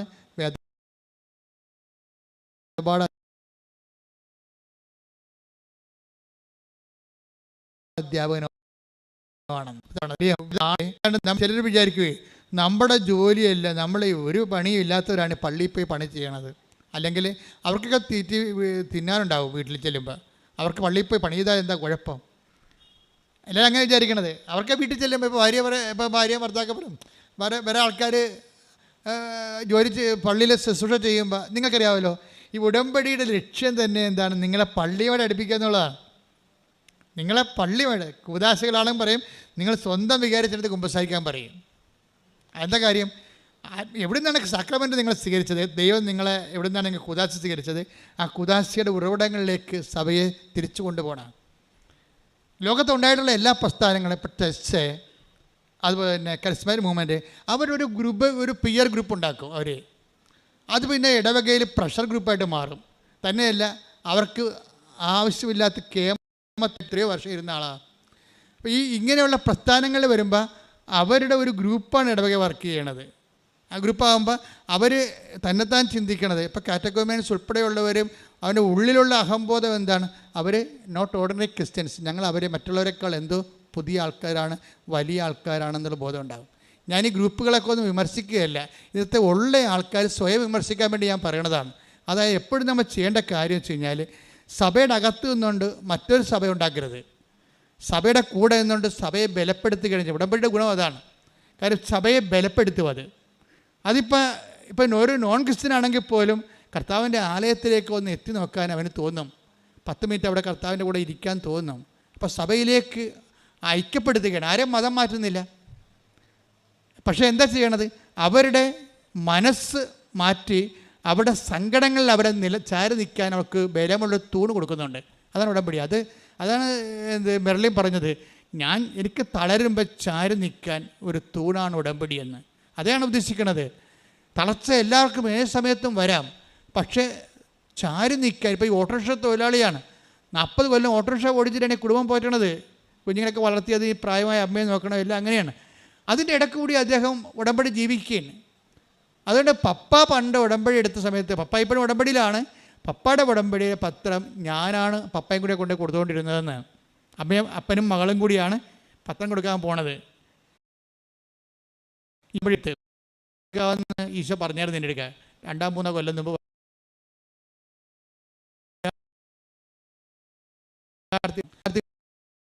കാലമാണ്. അവർ കർത്താവിലേക്ക് വന്നാൽ മറ്റ് 10 മനുഷ്യർ വന്നേക്കാൾ പവറായിരിക്കും. എന്താ കാര്യം? അവർക്ക് വിദ്യാഭ്യാസമുണ്ട്, കാഴ്ചപ്പാടുണ്ട്, ലോകത്തിൻ്റെ വെല്ലുവിളികൾക്ക് പ്രതിരോധിക്കാനുള്ള വിശ്വാസത്തിൻ്റെ ബലം അവർക്ക് ലഭിക്കുന്നുണ്ട്. അങ്ങനെ എത്രയോ വലിയ സാക്ഷികളാണ് ഇപ്പോൾ ഉണ്ടായിരിക്കുന്നത്. അപ്പം അതിൻ്റെ എപ്പോഴും നമ്മൾ ശ്രദ്ധിക്കേണ്ടത്, ഇപ്പം ഈ പത്രം കൊടുക്കുമ്പോൾ ഡാറ്റസ് ലോയിങ് ഉണ്ട്. അത് നിങ്ങൾ ഒരിക്കലും തുമ്പിയെക്കൊണ്ട് കല്ലെടുപ്പിക്കണ പോലെ കൊടുപ്പിക്കരുത്, ചോരരുത്. ഇതിന് അഭിമാനത്തോടെ, കർത്താവിൻ്റെ നാമത്തിന് അഭിമാനത്തോടെ നിങ്ങളിത് കൊണ്ടേ കൊടുക്കണം. എനിക്ക് എന്താണ്, ഞാനിപ്പോൾ ആൾക്കാരൊന്നും കാണത്തില്ല. കാണണമെങ്കിൽ എന്ത് ചെയ്യും? എനിക്കറിയാം ഈ ഉടമ്പടി. ഇപ്പം ഞാൻ ആൾക്കാരെ എന്തിനാണ് കാണുന്നത്? കാര്യം ഉടമ്പടി എന്ന് പറയുന്ന ആ ദൈവികമായ സംവിധാനം വൃത്തിയും മെനയുമായിട്ട് ചെയ്യാൻ വേണ്ടി ഞാൻ അവിടെ പരിശീലിപ്പിച്ചാൽ മതി. അത് വൃത്തിയും മെനയുമായിട്ട് അവരെ പരിശീലിപ്പിച്ച് കഴിഞ്ഞാൽ ഒരു അച്ഛനും കപ്പനും ആൾക്കാരെ കാണേണ്ട കാര്യമില്ല. ആൾക്കാർ തന്നെ ദൈവത്തെ നേരിട്ട് കണ്ടുള്ളൂ. അതിൻ്റെ സാക്ഷ്യങ്ങളല്ലേ നമ്മൾ കേൾക്കണത്. ഞാൻ കണ്ട ആൾക്കാരാണ് ഈ സാക്ഷ്യം പറയണതെല്ലാം. കാണാത്ത ആൾക്കാരാണ് 90% സാക്ഷ്യം പറയുന്നത്. എന്താണ്? ആ ഉടമ്പടി അവർ വിശ്വസ്തയായിരുന്നു. പിന്നെ ഞാൻ കാണുന്നത് വെച്ചാൽ ഹൈലി ഇൻഫ്ലേമബിൾ ആയിട്ടുള്ള സിറ്റുവേഷൻസ് ഉണ്ട്. നാളെ അടുത്ത ആഴ്ച ജപ്തിയാണ്, അവരെ ഞാൻ കാണും. അടുത്ത ആഴ്ച ക്യാൻസർ ഓപ്പറേഷനാണ്, ഇവരെ ഞാൻ കാണും. പ്രഗ്നൻ്റ് ആയിട്ട് ഡോക്ടർ പറഞ്ഞ് കുഞ്ഞിന് കുഴപ്പമുണ്ട്, ഒന്നെങ്കിൽ തള്ളയെ കിട്ടും അല്ലെങ്കിൽ കുഞ്ഞിനെ കിട്ടുമെന്ന് പറയുമ്പോൾ അവരെ ഞാൻ കാണും. എന്താ കാര്യം? അങ്ങനെ പറയണത് അന്തിമ തീരുമാനം ആരാ പറയേണ്ടത്? ഡോക്ടറല്ല, ഈശോയല്ലേ പറയേണ്ടത്. തള്ളയും കുഞ്ഞും കിട്ടാൻ വേണ്ടിയല്ല കുഞ്ഞിനെ പ്രഗ്നൻ്റ് അല്ല. അവളെ കൊന്നിട്ട് കൊച്ചിനെ എടുക്കാൻ വേണ്ടിയാണ്, അല്ലെങ്കിൽ കൊച്ചിനെ കൊന്നിട്ട് അവളെ എടുക്കാനാണ് അവളെ പ്രഗ്നൻ്റ് ആക്കിയ ദൈവം അല്ല. അപ്പോൾ ദൈവത്തിൻ്റെ ആ കുഞ്ഞിനെ കൊടുത്തപ്പോൾ തള്ളയുടെ സെക്യൂരിറ്റി ഉണ്ട്. അല്ലെങ്കിൽ കുഞ്ഞിൻ്റെ സെക്യൂരിറ്റി ഉണ്ട്, രണ്ടിൻ്റെ സെക്യൂരിറ്റിയിലാണ് ദൈവം അനുഗ്രഹം കൊടുത്തിരിക്കുന്നത്. അത് കൊടുക്കാനുള്ള സ്ഥലമാണ് ആൾക്കാർ. അങ്ങനെയുള്ളവരെ കാണും. അവരെ കാണാൻ വേണ്ടി അധികം പണിയൊന്നുമില്ല നമുക്ക്. അവരുടെ പ്രഗ്നൻസി റിപ്പോർട്ട് കൊണ്ടുവന്ന് മാതാവിൻ്റെ അടുത്ത് കൊടുത്തു. ഇതാ റിപ്പോർട്ട്, ഡോക്ടർ ഇങ്ങനെ പറഞ്ഞിരിക്കുന്നത്, നിൻ്റെ ഉത്തരവാദിത്തമാണ് രണ്ടിനെ ഇവിടെ കൊണ്ടുവരിക എന്നുള്ളത്. അപ്പോൾ ഞാൻ അവളോട് പറയും, നീ പ്രസവിച്ച കുഞ്ഞിനെയും കൊണ്ട് അമ്മയുടെ മുമ്പിൽ വന്നിരിക്കും. അത് അധികാരമാണത്. എന്താ കാര്യം? അത് കർത്താവിൽ ഞാൻ ആശിക്കണതാണ്. കർത്താവിൽ ആശിക്കാൻ വേണ്ടി തന്നെയാണ് പട്ടം വാങ്ങിച്ചിരിക്കുന്നത്. കർത്താവിൽ ഇങ്ങനെ തളർന്നവനെ താങ്ങി നിർത്താനും മുറിവേറ്റനെ വെച്ച് കെട്ടാൻ വേണ്ടിയാണ് പട്ടം മേടിച്ചിരിക്കുന്നത്. എനിക്ക് പട്ടം കിട്ടി കാലം മുതൽ പട്ടത്തെക്കുറിച്ച് നല്ല ബോധമുണ്ട്. അതുകൊണ്ട് ഞാൻ ഇപ്പോഴും പട്ടം പറഞ്ഞാൽ പ്രാർത്ഥിക്കുന്നത്, കർത്താവേ 38 വർഷത്തെ കൃപാന ജീവിതത്തിൻ്റെ ആസ്തിയിലാണ് പ്രാർത്ഥിക്കുന്നത്. ഞാൻ അച്ഛനാകുന്നതിന് മുമ്പ് തന്നെ പഠിക്കണ കാലത്ത് തന്നെ 2.5 മണിക്കൂർ വെച്ച് രാത്രി കർത്താവിൻ്റെ മുമ്പ് നിന്നാണ് പ്രാർത്ഥിച്ച് പട്ടം മേടിച്ചിരിക്കുന്നത്. പട്ടം കിട്ടിയതിന് ഞാൻ ദൈവത്തോട് നന്ദി പറയുന്നതാണ്. അതുകൊണ്ട് തന്നെ ഒരു വിഷയം ഉണ്ടായ ദൈവത്തിരുമസ് മോളെ, ഈ വിഷയം ഇത് ദൈവം ഇടപെടും, നീ ധൈര്യമായിട്ടിരിക്കാൻ പറയും. എന്താ കാര്യം? ധൈര്യമായിട്ടിരിക്കാൻ പറഞ്ഞാൽ മതി. കാര്യം എന്താ? ബാക്കിയുള്ള ചെയ്യേണ്ടതാരാണ്? ഞാനാണ് അവിടെ കൂടെ പോയി ചെയ്യേണ്ടത്? അല്ല, ആരുടെ പേരിലാണത് പറഞ്ഞിരിക്കുന്നത്, അവൻ ചെയ്തോളും അത്. പിന്നെ കൃപാസനത്തിൽ നിങ്ങൾക്ക് വരുമ്പോൾ ഉണ്ടാകുന്ന പ്രശ്നം എന്ന് പറയുന്നത്, അമ്മ ഈ ഒരു ജീവിതത്തിൻ്റെ ഭാഗമായിട്ടാണ് അമ്മയുടെ പ്രത്യക്ഷീകരണം സംഭവിക്കുന്നത്. ദൈവത്തിൻ്റെ പ്രത്യക്ഷീകരണത്തിന് വലിയ ആനക്കാര്യമൊന്നും അല്ലത്. മര്യാദയ്ക്ക് ആ ഫോർമുല ഒന്ന് ഫോളോ ചെയ്താൽ മതി, ദൈവം പ്രത്യക്ഷപ്പെടും. ദൈവം ഇപ്പം ഞാനിപ്പോൾ പറയും, ഇപ്പോൾ ഈ മെർലിൻ്റെ കാര്യം പറയാം. മെർലിൻ്റെ പ്രശ്നം എന്താ? മെർലിൻ്റെ ദൈവസ്നേഹം എങ്ങനെ വർക്ക് ചെയ്യണേ? മെർലിൻ പറഞ്ഞു, എനിക്ക് ഭയങ്കര സങ്കടമാണ്. ഞാൻ പറഞ്ഞു, എന്താ? ഞാൻ ശ്രദ്ധിച്ചോളാം, എന്താ സങ്കടം? ഞാൻ എപ്പോഴും ഈശോയോട് പറയും, എനിക്ക് ഈ ഗർഭചിത്രം പ്രാപിച്ച കുഞ്ഞുങ്ങളെ ഓർത്തിട്ട് എനിക്ക് എപ്പോഴും സങ്കടം വരുമെന്ന് പറയും. ഗർഭചിത്രത്തിൽ അവർ ജനിച്ചിരുന്നെങ്കിലേ അവരുടെ മാതാപിതാക്കന്മാർ ക്രൈസ്തവരായത് കാരണം അവർക്ക് ന്യായസ്ഥാനം കിട്ടുമായിരുന്നല്ല. അപ്പോൾ അവർ വിശുദ്ധിയിൽ ജീവിച്ചനല്ല, ആ കുഞ്ഞ് മരിച്ചു പോയില്ലേ, അപ്പോൾ അതിൻ്റെ പാപം മാതാപിതാക്കന്മാർക്ക് വന്നില്ലേ. അപ്പോൾ ഗർഭചിത്രം വന്നു പോയിട്ടുള്ള ഗർഭചിത്രം നടത്തിയ മാതാപിതാക്കന്മാരെ കുറിച്ച് എനിക്ക് സങ്കടമാണ്. ആ മരിച്ചുപോയ കുഞ്ഞിനെ ഓർത്ത് എനിക്ക് സങ്കടമാണ്. ഈ MSc കാര്യത്തിൽ പറയണാണേ. ഞാനത് കേട്ടപ്പോൾ കർത്താവ് പറഞ്ഞു, നോക്ക് കേക്ക്. ഞാൻ ഉടനെ അച്ചടിക്കുന്ന പേര് നോക്കി, പേരെന്താണെന്ന് നോക്കി, മെർലിൻ. കൊള്ളാം. അപ്പോൾ കല്യാണം കഴിക്കണമെമ്പം പ്രസവിക്കണമെമ്പം പഠിക്കണ കാലത്ത് എന്തൊരു ബോധ്യമാണ് ഉടമ്പടി കൊടുത്തിരിക്കുന്നത്. അവൾക്കുള്ള ആത്മഭാരം എന്താണ്? ഗർഭചിത്രം നടത്തിയിട്ടുള്ള മാതാപിതാക്കന്മാരുടെ പാപങ്ങൾ ഓർത്ത് എനിക്ക് സങ്കടമാണെന്ന്. ആ കുഞ്ഞുങ്ങൾ മരിച്ചു പോയല്ലോ ഓർത്തിട്ട്, അവർക്ക് വിശ്വാസം സ്വീകരിക്കാൻ കഴിഞ്ഞില്ലല്ലോ എന്ന് ഓർത്തിട്ട് എനിക്ക് സങ്കടമാണെന്ന്. ഇതാണ് ആത്മഭാരം എന്ന് പറയുന്നത്. ഇതാണ് ചേർന്ന് നിൽപ്പെന്ന് പറയണത്. അപ്പം അങ്ങനെയുള്ള ആത്മഭാരം പ്രാപിച്ച ആൾക്കാരെ ദൈവം അവർക്ക് അധികാരമുണ്ടാകും. ആത്മഭാരമാണ് അധികാരത്തിൻ്റെ അടിസ്ഥാനം. ഇത് ബൈബിളിലുള്ളതാണ്, ദൈവത്തിൻ്റെ. പിന്നെ അവൾ പറയുവേ, എനിക്ക് അതായത് തിരുസഭയെ ഓർത്തിട്ട് എപ്പോഴും ഞാൻ പ്രാർത്ഥിക്കും. തിരുസഭയെ ഓർത്ത്. എറണാകുളം രൂപതക്കാരത്തിയാണ്. തിരുസഭയിൽ ഏറ്റവും കൂടുതൽ സങ്കടം അനുഭവിക്കുന്ന ഒരു രൂപതയാണത്. ഏറ്റവും കൂടുതൽ സംഘർഷങ്ങളിലൂടെ പോയി. കാര്യം ഞാൻ എറണാകുളം രൂപതയിലാണ് വർക്ക് ചെയ്യണത്. ആലപ്പുഴ രൂപതയുടെ ഒരു പള്ളിയിൽ, എറണാകുളം രൂപതയുടെ അകത്തൊരു പള്ളിയുണ്ട്, തേക്കാട്ടുശ്ശേരി. അപ്പോൾ എനിക്കതിൻ്റെ സങ്കടങ്ങളെല്ലാം ശരിക്കറിയാം. ആ ജനങ്ങൾ എന്തുമാത്രം വേദനിക്കുന്നു, സംഘർഷത്തിലൂടെയാണ് പോയിക്കൊണ്ടിരിക്കുന്നത്. ഉത്തമ മാതൃകയുള്ള രൂപതയിലുള്ള അവിടെയുള്ള കുഞ്ഞിനെയൊക്കെ വർത്തമാനം കേട്ടില്ലേ, എനിക്ക് തിരുസഭയെ ഓർത്താണ് ഞാൻ ജീവിക്കണത് എന്നൊക്കെ പറയണത്. അപ്പോൾ തിരുസഭയെ ഒരു പ്രാർത്ഥനയുടെ വിഷയമാക്കുകയാണ് അവരെ. തിരുസഭയെ സ്നേഹിക്കുന്നു. കാര്യം എന്താണ്? അവർ ക്രിസ്തുവിനെ സ്നേഹിക്കുന്നു. അങ്ങനെ വളർന്നു വരുന്ന സമൂഹത്തിലാണ് ഇതുപോലെയുള്ള ആധ്യാത്മിക വിവാദങ്ങളൊക്കെ ഉണ്ടാകുമ്പോൾ നമുക്ക് സങ്കടം വരും ശരിക്കും. ആ രൂപതയൊക്കെ ആ കുഞ്ഞിനെ അങ്ങനെ വളർത്തിയത് ആ രൂപതയാണെങ്കിൽ ആ രൂപതയുടെ ആധ്യാത്മിക നിലവാരം അതാണ്. അതിനകത്ത് എന്താ സംശയം? ഒരു ഓട്ടോറിക്ഷക്കാരന് ഇപ്പോഴും കാരുണ്യ പ്രവർത്തികൾ ചെയ്യുന്നതിന് 40 വർഷം വേദപാഠം പഠിപ്പിക്കാൻ വേണ്ടി അഭിമാനത്തോടെ പറയുമ്പോൾ, ആ ഒരു ഓട്ടോറിക്ഷക്കാരന് ആധ്യാത്മികമായിട്ട് കർത്താവിൻ്റെ സുവിശേഷ വേല ചെയ്യാൻ വേണ്ടി ഒരുക്കിയിട്ടുണ്ടെങ്കിൽ അത് രൂപത്തിലുള്ള ആധ്യാത്മിക പൈതൃകത്തിൻ്റെ ശക്തിയാണത്. അതുകൊണ്ട് തന്നെയാണ് ഇവരെന്താ പറയണത്, രൂപത, അതായത് തിരുസഭയെ, രൂപതയെന്നല്ല അവൾ പറയണത്, തിരുസഭയെ ഓർത്തുകൊണ്ട് ഞാൻ പ്രാർത്ഥിക്കുമെന്നാണ്. ഇതൊക്കെ ആരെങ്കിലും ചോദിച്ചിട്ടാ പറഞ്ഞിട്ടാ തല്ലിപ്പഴിപ്പിച്ചിട്ടാ പറയണതാണ്, സ്വന്തമായിട്ട് ആത്മാവിൽ നിന്ന് പറയണതാണ്. അപ്പോൾ എനിക്ക് അഭിമാനം തോന്നി. എന്താ കാര്യം? ഒരു ഉടമ്പടി ഒരു യുവതയെ കൊണ്ടുപോയി എത്തിക്കുന്ന സാക്ഷ്യജീവിതമല്ലേ. This is consecrated life. ഇത് സാക്ഷ്യജീവിതമാണിത്. പ്രാർത്ഥിക്കുക, കർത്താവായ ദൈവമേ, ഇതുപോലുള്ള സാക്ഷ്യ ജീവിതത്തിലേക്ക്, ഉടമ്പടിയിലൂടെ ഞങ്ങളെ എല്ലാവരെയും വളർത്തണമേ. ശ്രുതികട്ടെ ഹല്ലേലൂയ. എന്താ അച്ഛൻ എങ്ങോട്ടാണ് പോകണമെന്ന് നിങ്ങൾക്ക് മനസ്സിലായില്ല. അതായത് ഒരു വ്യക്തി ചേർന്ന് നിൽക്കുകയാണ്. അപ്പൻ്റെ പത്രം സ്വന്തമായിട്ട് കൊണ്ടു നടന്ന് കൊടുത്തിരുന്ന അപ്പനും മകളും കൂടിയാണ് ഒരിക്കൽ സുവിശേഷ വേല ചെയ്തത്. ഇപ്പോഴെന്ത് ചെയ്ത് അപ്പൻ്റെ സുവിശേഷ വേല ചെയ്യുന്നു, മകൾ ഉടമ്പടി എടുത്തിട്ട് അവളുടെ സുവിശേഷ വേല ചെയ്യുന്നു. മെർലിൻ പറയണത്, എനിക്ക് ആൾക്കാരെ വലിയ തോതിൽ കൺവിൻസ് ചെയ്യാൻ അറിയത്തില്ല, എനിക്ക് അത്രയും ഉള്ളൊരു വാഗ്പാഠവുമില്ല. അതുകൊണ്ട് ഞാൻ പത്രം കൊടുത്തിട്ട് നിങ്ങൾ പറയും ഈ പത്രം വായിക്കണം, മാതാവിൻ്റെ അടുത്ത് നിങ്ങളും പോകണം, അവിടെ ഒന്ന് പോയാൽ മതി, ബാക്കി അമ്മ ചെയ്തോളും, ഈ പത്രം വായിക്കും മനസ്സിലാകും. അതാണ് പത്രപ്രേക്ഷിതത്വം എന്ന് പറയണത്. ഈ പത്രപ്രേക്ഷിതത്വം ചെയ്യണത് എന്തുകൊണ്ടാണ്? ഔട്ട് ഓഫ് ലവ് ആണ്. അതാണ് പ്രശ്നം. അല്ല അച്ഛൻ പറഞ്ഞ് കൃപാസനത്തിൽ അച്ഛൻ പറഞ്ഞ് ഉടമ്പടി എടുത്ത ആളല്ലേ പത്രം കൊടുക്കണമെന്ന് പറയും. അതല്ല, ഇവരത് ചെയ്യണത് അങ്ങനെയല്ല. ഈ പത്രം വായിക്കുന്നതിലൂടെ അവരെൻ്റെ കർത്താവിനെ അറിയും, അവർ കർത്താവിലേക്ക് തിരിയും, കർത്താവിലേക്ക്. അപ്പം ദൈവസ്നേഹം കൊണ്ടാണ് പത്രം കൊടുക്കുന്നത്. പത്രപ്രേക്ഷിത പ്രവർത്തനം എന്ന് പറഞ്ഞാൽ ദൈവസ്നേഹത്തിൻ്റെ പ്രവർത്തനമാണ്. അപ്പം ദൈവസ്നേഹം ഉള്ളവർക്ക് ഉടമ്പടി ആ സ്നേഹം ഉത്തരവാദിത്വത്തോടെ പ്രവർത്തിക്കാനുള്ള ഒരു പ്രത്യേക കാലാവസ്ഥകളും തരും. ചെയ്യണത് നിയതമായ രീതിയിൽ ചെയ്യണം, അതുപോലെ തന്നെ സമയബന്ധിതമായി ചെയ്യണം. അപ്പോൾ ഉത്തരവാദിത്വമായി. എപ്പോഴെങ്കിലും ചെയ്താൽ ആർക്കാണ് വേണ്ടി വക്കാനിക്കണമല്ല, ഉത്തരവാദിത്തോടെ ചെയ്യണം. ഉത്തരവാദിത്തോടെ ദൈവസ്നേഹമാണ് ഉടമ്പടി പ്രൊമോട്ട് ചെയ്യണത്. റെസ്പോൺസിബിൾ പാരൻറ് പോലെ റെസ്പോൺസിബിൾ സ്പിരിച്വൽ ലൈഫ്. ഇപ്പോൾ റെസ്പോൺസിബിൾ സ്പിരിച്വൽ ലൈഫിലേക്ക് നിങ്ങൾ വരുമ്പോൾ എന്നാ പറ്റണത്? ദൈവവും റെസ്പോൺസിബിളാകും. ഒരു ദിവസം മെറിലിൻ്റെ അമ്മ, അപ്പനും അമ്മയും കുടുംബം മൊത്തം ഉടമ്പടിയിലാണല്ലോ. ഇപ്പം മെറിലിൻ്റെ അമ്മ ചുമ്മാ വീട്ടിലിരുന്ന് പറയണേ, ഊണൊക്കെ കഴിഞ്ഞപ്പോൾ അപ്പനും അമ്മയും മക്കളും ഭാര്യയും ഭർത്താവും എല്ലാം കൂടി ഇരിക്കുകയും പറയുമ്പോൾ, ഇന്ന് ഞാൻ സിൽവർ ഗ്രേയിൽ അമ്മനെ കണ്ടു കേട്ടോ എന്ന് പറയും. ഇന്ന് ഞാൻ സിൽവർ ഗ്രേയിൽ അമ്മനെ കണ്ടു കേട്ടോ എന്ന് പറയും. അപ്പോൾ മെറിലിനത് കേട്ട് ഞാൻ പറഞ്ഞു, ഓക്കെ, ഇപ്പോൾ ഈഗർനെസ്സായി. അവളുടെ അമ്മ സിൽവർ ഗ്രേയിൽ മാതാവിനെ കണ്ടെന്ന് പറയുകയാണ്. അപ്പോൾ മെറിലിന് ഈഗർനെസ്സായി. മെറിലിന് ചോദിച്ച്, അമ്മ എപ്പോഴാണ് കൃപാസന മാതാവിനെ കണ്ടത്? അപ്പോൾ ഉടനെ അമ്മ പറയും, ഞാൻ പള്ളിയിൽ അച്ഛൻ കുർബാന അർപ്പിക്കുന്നതിന് മുമ്പ് 10 മിനിറ്റില്ലായിരുന്നു. അപ്പോൾ ഞാൻ പ്രാർത്ഥിച്ചുകൊണ്ടിരുന്ന സമയത്ത് അമ്മ സിൽവർ ഗ്രേയിൽ എൻ്റെ മുമ്പിൽ കൂടി പാസ് ചെയ്തെന്ന് പറയും. ഇവളുടനെ കരയണ പോലെയാകും.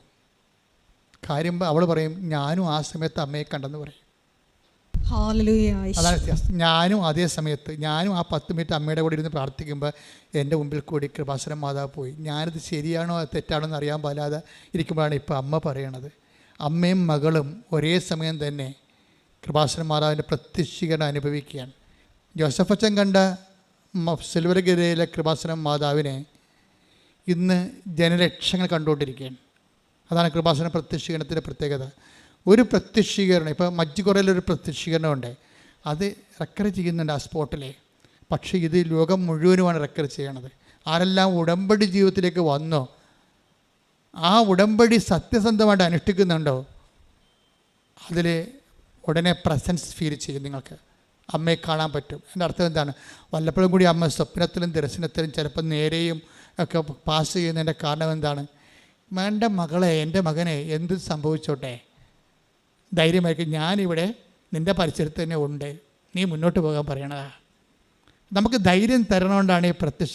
ഇതിനകത്ത് വരുന്നൊരു പ്രശ്നമാണ്, ഉടമ്പടി പോലെ ഇതുപോലെ ദൈവത്തിൻ്റെ പ്രത്യക്ഷീകരണം ജനകീയമായിട്ടുള്ള വേറെ ഒരു പദ്ധതിയില്ല. കാര്യം എല്ലാവരും പറയുന്നുണ്ടല്ല, ക്രിസ്ത്യൻസും നോൺ ക്രിസ്ത്യൻസും എല്ലാവരും പറയുന്നുണ്ടതല്ല.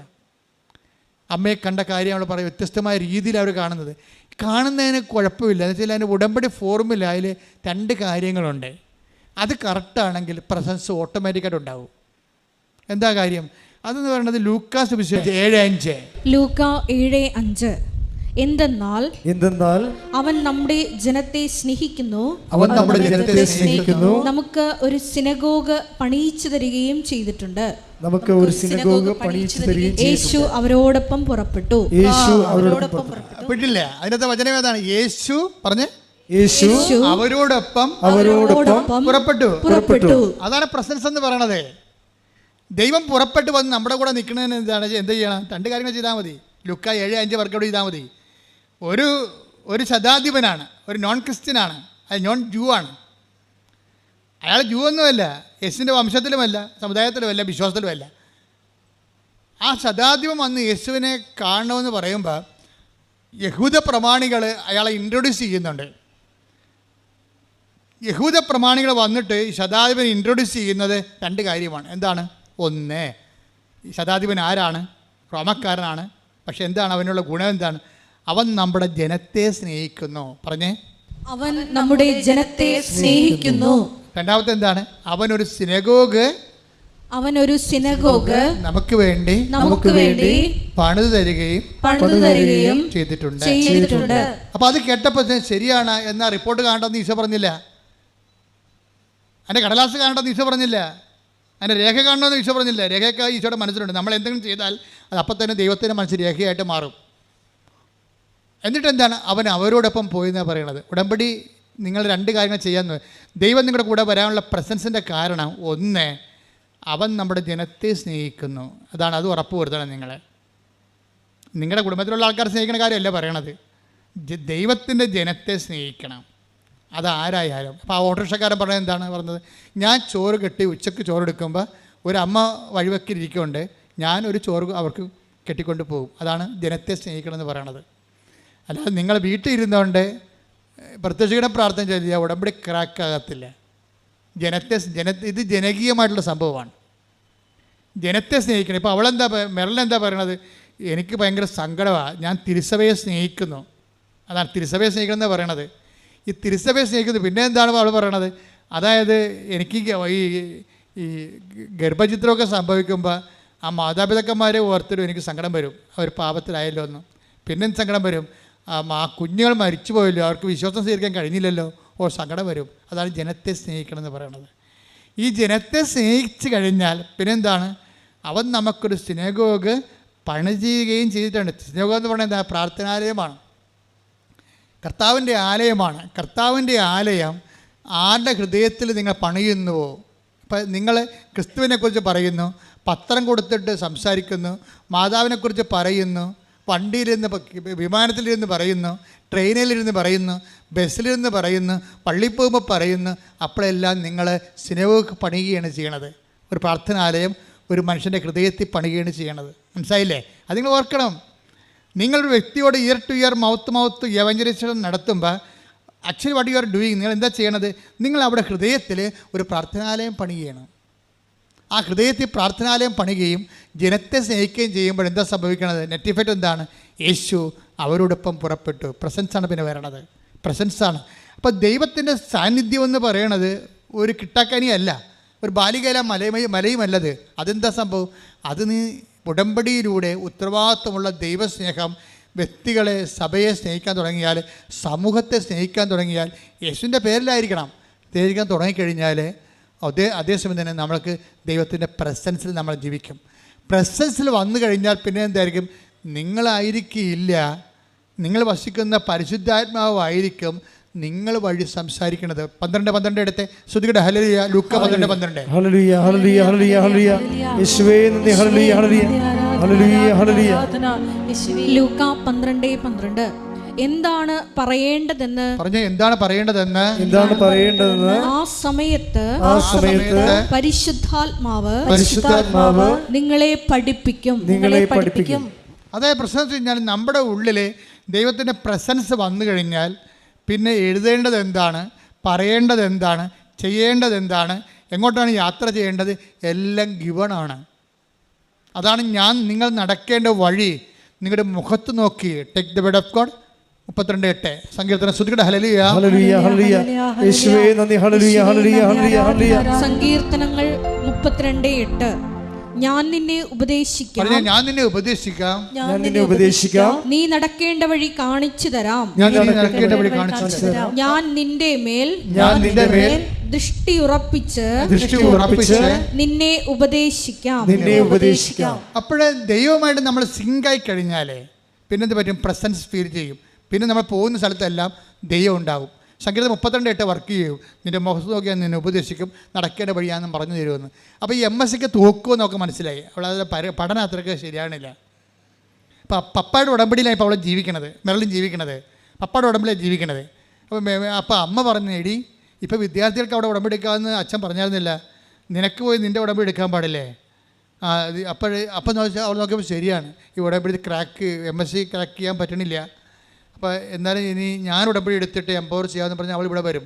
ഇവിടെ വരുമ്പോൾ അവൾ MSc അവൾ പറഞ്ഞ് എനിക്കൊരു മിനിമം എനിക്ക് മാർക്ക് കിട്ടി ജയിച്ചാൽ മതി എന്ന് പറയും. അപ്പോൾ അവൾ നിയോഗം എഴുതിക്കൊണ്ടിരിക്കുകയാണ് ഇവിടെ. അപ്പോൾ അവളുടെ ചരിത്രം പ്രീഹിസ്റ്ററി അമ്മയ്ക്ക് അറിയാമല്ലോ. നിയോഗം എഴുതിക്കൊണ്ടിരിക്കണം, MScക്ക് ജയിക്കണം, അതാണ് നിയോഗം. ഉടനെ അമ്മ അവൾ നടക്കേണ്ട വഴി അവളുടെ മുഖത്ത് നോക്കി പറയണം, എടി അവിടെ 3ാം റാങ്ക് എഴുതാൻ പറയും. നിങ്ങൾ സാക്ഷ്യം നമ്മൾ ഞെട്ടിപ്പോയി സംഭവം. നിയോഗം എഴുതിക്കൊണ്ടിരിക്കാൻ പറയും, നീ 3ാം റാങ്ക് നീ ജയിക്കണമെന്നല്ല, നീ 3ാം റാങ്ക് എഴുതാൻ പറയും. അവൾ ഉടനെ ഇവിടെ എഴുതി വെച്ച് 3ാം റാങ്ക് എഴുതി വെക്കും. സ്വപ്നം പോലും കാണാൻ സാധനം. റിസൾട്ട് വന്നപ്പോൾ MScക്ക് 3ാം റാങ്ക് പോരെ. അവിടെ റിസൾട്ട് വന്നപ്പോൾ MScക്ക് 3ാം റാങ്ക്. നീ നടക്കേണ്ട വഴി നിൻ്റെ മുഖത്ത് നോക്കി ഞാൻ നിന്നെ ഉപദേശിക്കും. പ്രസൻസാണ്. എന്താ കാര്യം? അവർ ദൈവത്തെ സ്നേഹിക്കുന്നു, അവർ സ്നേഹമൊക്കെ പണിയുന്നു. അവിടെ ജോലി ദൈവത്തിൻ്റെ ജോലിയാണ്. ദൈവത്തിൻ്റെ ജോലി ചെയ്യുമ്പോൾ നമ്മളുടെ ജോലി ആര് ചെയ്യും? ദൈവം ചെയ്തുകൊണ്ടിരിക്കും. നിങ്ങളൊന്ന് ചിന്തിച്ചു, ഈ സാക്ഷ്യം കണ്ടായി ഒരു MSc സ്റ്റുഡൻസിനെ അവൾക്ക് തോക്കുമെന്ന് കണ്ടിട്ട് അവിടെ കയ്യിൽ നിന്ന് പോയെന്ന് കണ്ടപ്പോൾ അവൾ നിയോഗം എഴുതാൻ വേണ്ടി വന്നപ്പോൾ ജയിക്കണേ വല്ലപാടൊന്നും ജയിച്ചു കിട്ടണേ അമ്മയെന്ന് എഴുതുമ്പോൾ അമ്മ നേരിട്ട് ഇടപെട്ട് പറഞ്ഞു അവിടെ 3ാം റാങ്ക് എഴുതി വെക്കാൻ പറയും. ഉടനെ ഇവിടെ 3ാം റാങ്ക് എഴുതി വെക്കും. അത് വെറുതെ എഴുതണം, ആകാശത്ത് എഴുതണതാണ്. പക്ഷേ പിന്നെ പേപ്പർ നോക്കണതും ക്വസ്റ്റ്യൻ ഇടണതൊക്കെ എല്ലാം വേറെ ഡിപ്പാർട്ട്മെൻറ്റൊക്കെ ചേഞ്ച് ചെയ്ത് എന്നിട്ട് എന്താ ചെയ്യണത്? റിസൾട്ട് വരുമ്പോൾ 3ാം റാങ്കാണ്. അവൾ അപ്പം തന്നെ ഇടവക ദേവാലയത്തിൽ പോയി വെറുതെ കരഞ്ഞുകൊണ്ടിരുന്നു. ദൈവം എന്ന് പറയണത് ഇതുപോലെയാണ് അവസ്ഥയാണ്. നിങ്ങളിപ്പോഴും വരണ ഒരു ടേസ്റ്റിംഗ് പീരീഡിലാണ് കിടക്കണത്. നിങ്ങൾ പലരും ടേസ്റ്റ് ചെയ്ത്, ഇപ്പോൾ നമ്മൾ അലുവയൊക്കെ വാങ്ങിക്കാൻ നേരത്ത് അലുവക്കാരൻ ഒരു വെട്ടിയിട്ടൊരു കഷ്ണം തരത്തില്ല, തിന്ന് നോക്കാൻ പറയല്ലേ. അവനെ കൊണ്ട് നമ്മളവിടെ നിന്നിട്ട് തീറ്റിക്കും. ചില പാർട്ടിക്ക് ഒരു സ്വഭാവമുണ്ട്, ഈ അലുവ എല്ലാ കടയിലും പോകും, ടേസ്റ്റ് എടുക്കും, അവൻ നിന്നിട്ട് പക്ഷേ വയറ് നിറച്ച് വീട്ടിൽ പോകും. അങ്ങനെയുള്ള ടേസ്റ്റ് തൊഴിലാളിയുണ്ട്. വെച്ച് കഴിഞ്ഞാൽ എല്ലാ അലുവ കടയിലും ചെല്ലുമ്പോൾ, ബേക്കറി കടയിൽ ചെല്ലുമ്പോൾ, പെരുന്നാൾ കടല ഉത്സവത്തിൽ ചെല്ലുമ്പോൾ അവരെന്ത് ചെയ്യും? ഉടമ്പടി അലുവ പല കളറിലിരിക്കുകയാണ്. അപ്പോൾ ഉടനെ ഒരാളെ ചെറിയ വെട്ടി കൊടുത്ത് കഴിച്ചോ, ഇതാണ് അടിപൊളിയാണ്, കോഴിക്കോടാണെന്നൊക്കെ പറയും. ഇവിടെ ഇവൻ അവിടെ നിന്ന് കഴിക്കും. അപ്പോൾ വരാതെ ഞാൻ പോയിട്ട് അടുത്ത അലുവ കടയിൽ പോകും. ഇവിടുന്ന് കൃപാസനത്തിന് പോയിട്ട് കലൂർ അധ്വാനത്തിൻ്റെ അടുത്ത് പോയി ടേസ്റ്റ് എടുക്കും. അവിടുന്ന് പോയിട്ട് വേറെ ഒരു ധ്യാനകേന്ദ്രത്തിൽ പോകും. ഇങ്ങനെ ടേസ്റ്റ് തൊഴിലാളിയുണ്ട്. ടേസ്റ്റ് തൊഴിലാളി ഒരു കാലത്തും രക്ഷപ്പെടത്തില്ല. ഉടമ്പടി ടേസ്റ്റ് ചെയ്യാനുള്ളതല്ല, ഉടമ്പടി ജീവിക്കാനുള്ളതാണ്. മര്യാദക്ക് അത് കാശ് മുടക്കിയ സംഭവം വാങ്ങിക്കണം, അല്ലാതെ കണ്ടവൻ്റെ വാശാരത്തിൽ നിന്ന് ടേസ്റ്റ് അടിച്ച് വയറ് നടക്കാൻ നോക്കരുത്. കാര്യം പറഞ്ഞപ്പോൾ എല്ലാം മനസ്സിലായില്ല നിങ്ങൾക്ക്. പല ആൾക്കാരും ഉടമ്പടി ടേസ്റ്റ് എടുക്കുന്ന ആൾക്കാരാണ്. എന്നിട്ട് അവർ ഇങ്ങനെ തൊത്തിയും മുടന്തിയും മുക്കിയും മുളിയൊക്കെ ഈ 90 ദിവസം എങ്ങനെയെങ്കിലും ഒന്ന് അവസാനിപ്പിച്ചെടുക്കും. അപ്പം അങ്ങനെ അവസാനിപ്പിക്കുന്നത് കൊണ്ട് തന്നെയാണ് ദൈവം ഈ വിഷയം ആദ്യമേ തന്നെ നിങ്ങൾ ഇവിടെ കൃപാസനത്തിൽ ചവിട്ടുമ്പോൾ തന്നെ അറിയാം പെരിച്ചാഴി വന്നിട്ടുണ്ട്, ഒരു കഥയുമില്ലെന്ന് ദൈവത്തിന് അറിയാം. എന്താ കാര്യം? സംഭവം നടക്കത്തില്ല, ദൈവത്തിന് പണി കൊടുക്കാൻ വന്നിരിക്കണം. ദൈവം ഒരു അടയാളം കാണിക്കാമെന്ന് നോക്കട്ടെ, എന്നിട്ട് ഞാനിങ്ങനെ ഉടുത്ത് കെട്ടി ഇറങ്ങാം. നീ ഉടുത്ത് ഇറക്കിയിട്ട് ദൈവത്തെ എന്ത് ചെയ്യാം? ഒന്നും ചെയ്യാനില്ല. അപ്പോൾ നിങ്ങൾ ആദ്യം ചെയ്യേണ്ടത് കണ്ണും പൊട്ടി ഇങ്ങനെയുള്ളവരോട് ദൈവം ചെയ്തറിയുക, അഡ്വാൻസ് അല്ല, പറ്റിക്കൊന്ന് കണ്ട ഫുൾ എമൗണ്ട് മേടിക്കും. നമുക്ക് വിശ്വാസമുള്ള ആൾക്കാർക്ക് അഡ്വാൻസ് വാങ്ങിച്ചാൽ മതി. ചിലരോട് പറയും അഡ്വാൻസ് ഒന്നും വേണ്ട, ഫുൾ എമൗണ്ട് തരും, ഒറ്റ പ്രമാണം. നിങ്ങൾ ഇട്ടച്ച് പോയി. ഇപ്പോൾ റിയൽ എസ്റ്റേറ്റുകാർ ചില ആൾക്കാർ പറമ്പ് മേടിക്കാൻ ചെല്ലുമ്പോൾ ആൾക്കാരെന്താ പറയണത്? ഒറ്റ പ്രമാണം, ഒറ്റ വില, ഒറ്റ പ്രമാണം, അഡ്വാൻസ് ഇല്ലെന്ന് പറയും. എന്താ അറിയാമോ? ഇവൻ നമ്മുടെ മരക്കച്ചവടക്കാരൻ കണ്ടിട്ടില്ലേ? ചില ഉടമ്പടിയിലുണ്ട് ഈ മരക്കച്ചവടക്കാർ എന്ത് ചെയ്യുന്നറിയാമോ? നമ്മുടെ ആഞ്ഞിൽ കാണും, അല്ലെങ്കിൽ തേക്ക് കാണും, വീട്ടിൽ വന്ന് എത്ര രൂപ കൊടുക്കും? അപ്പോൾ നമ്മൾ പറയും അതൊരു 25,000 പറഞ്ഞിട്ട് പോയതാണ്. ആണോ? 25,000 പറഞ്ഞിട്ട് പോയതാണെന്ന് പറയും. അപ്പോൾ ഉടനെ പറയും ഓക്കെ, ആ വിലക്ക് എടുക്കാൻ ഞാൻ തയ്യാറാണെന്ന് പറയും. അപ്പോൾ അത് പറ്റിക്കല, പിന്നെ അവർക്ക് കൊടുക്കാൻ പറ്റില്ല. നിങ്ങൾക്ക് എന്നാൽ പറഞ്ഞാൽ 26 പറയും.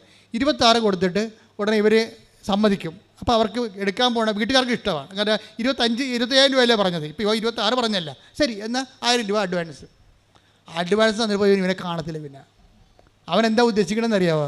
അവൻ ഈ നമ്മുടെ പറമ്പിൽ നിർത്തിയിട്ട് നമ്മുടെ വെള്ളം കൊണ്ട് നമ്മുടെ വളം കൊണ്ട് ഈ തേക്കിനെ അവൻ 5 കൊല്ലം നിർത്തി വളർത്തും. പോരെ പരിപാടി.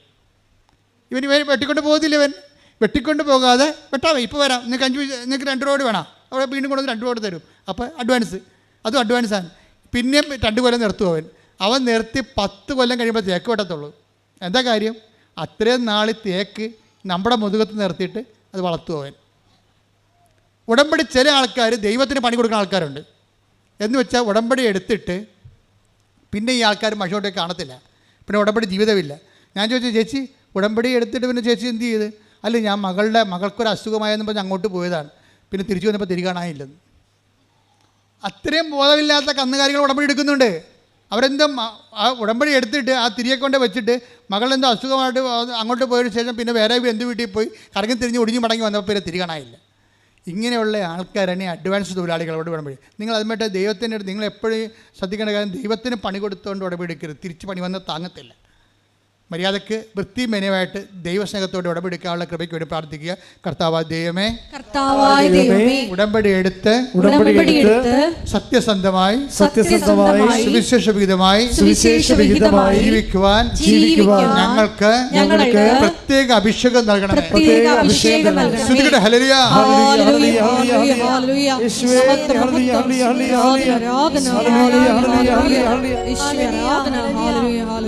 എന്തിനാണ് ഉടമ്പടി എടുക്കുന്നത് എന്നുള്ളതിൻ്റെ ഉത്തരമാണ്. അതിൻ്റെ ഒരു മെർലിൻ വേർഷനാണ് ഈ പറയണത്. മെർലിൻ്റെ ഒരു വേർഷൻ ജീവിതാനുഭവങ്ങളാണ്. ഏറ്റവും അവസാനം അവൾ പറഞ്ഞത്, എന്തിനാണ് ഉടമ്പടി എടുക്കണമെന്ന് എന്നോട് ചോദിച്ചാൽ, 3 പ്രാവശ്യം അവൾ പറയുന്നുണ്ട്, എന്തിനാണ് ഉടമ്പടി എടുക്കണമെന്ന് എന്നോട് ചോദിച്ചാൽ എന്ന് പറഞ്ഞുകൊണ്ട് അവൾ ഓരോ ഉത്തരം പറയും.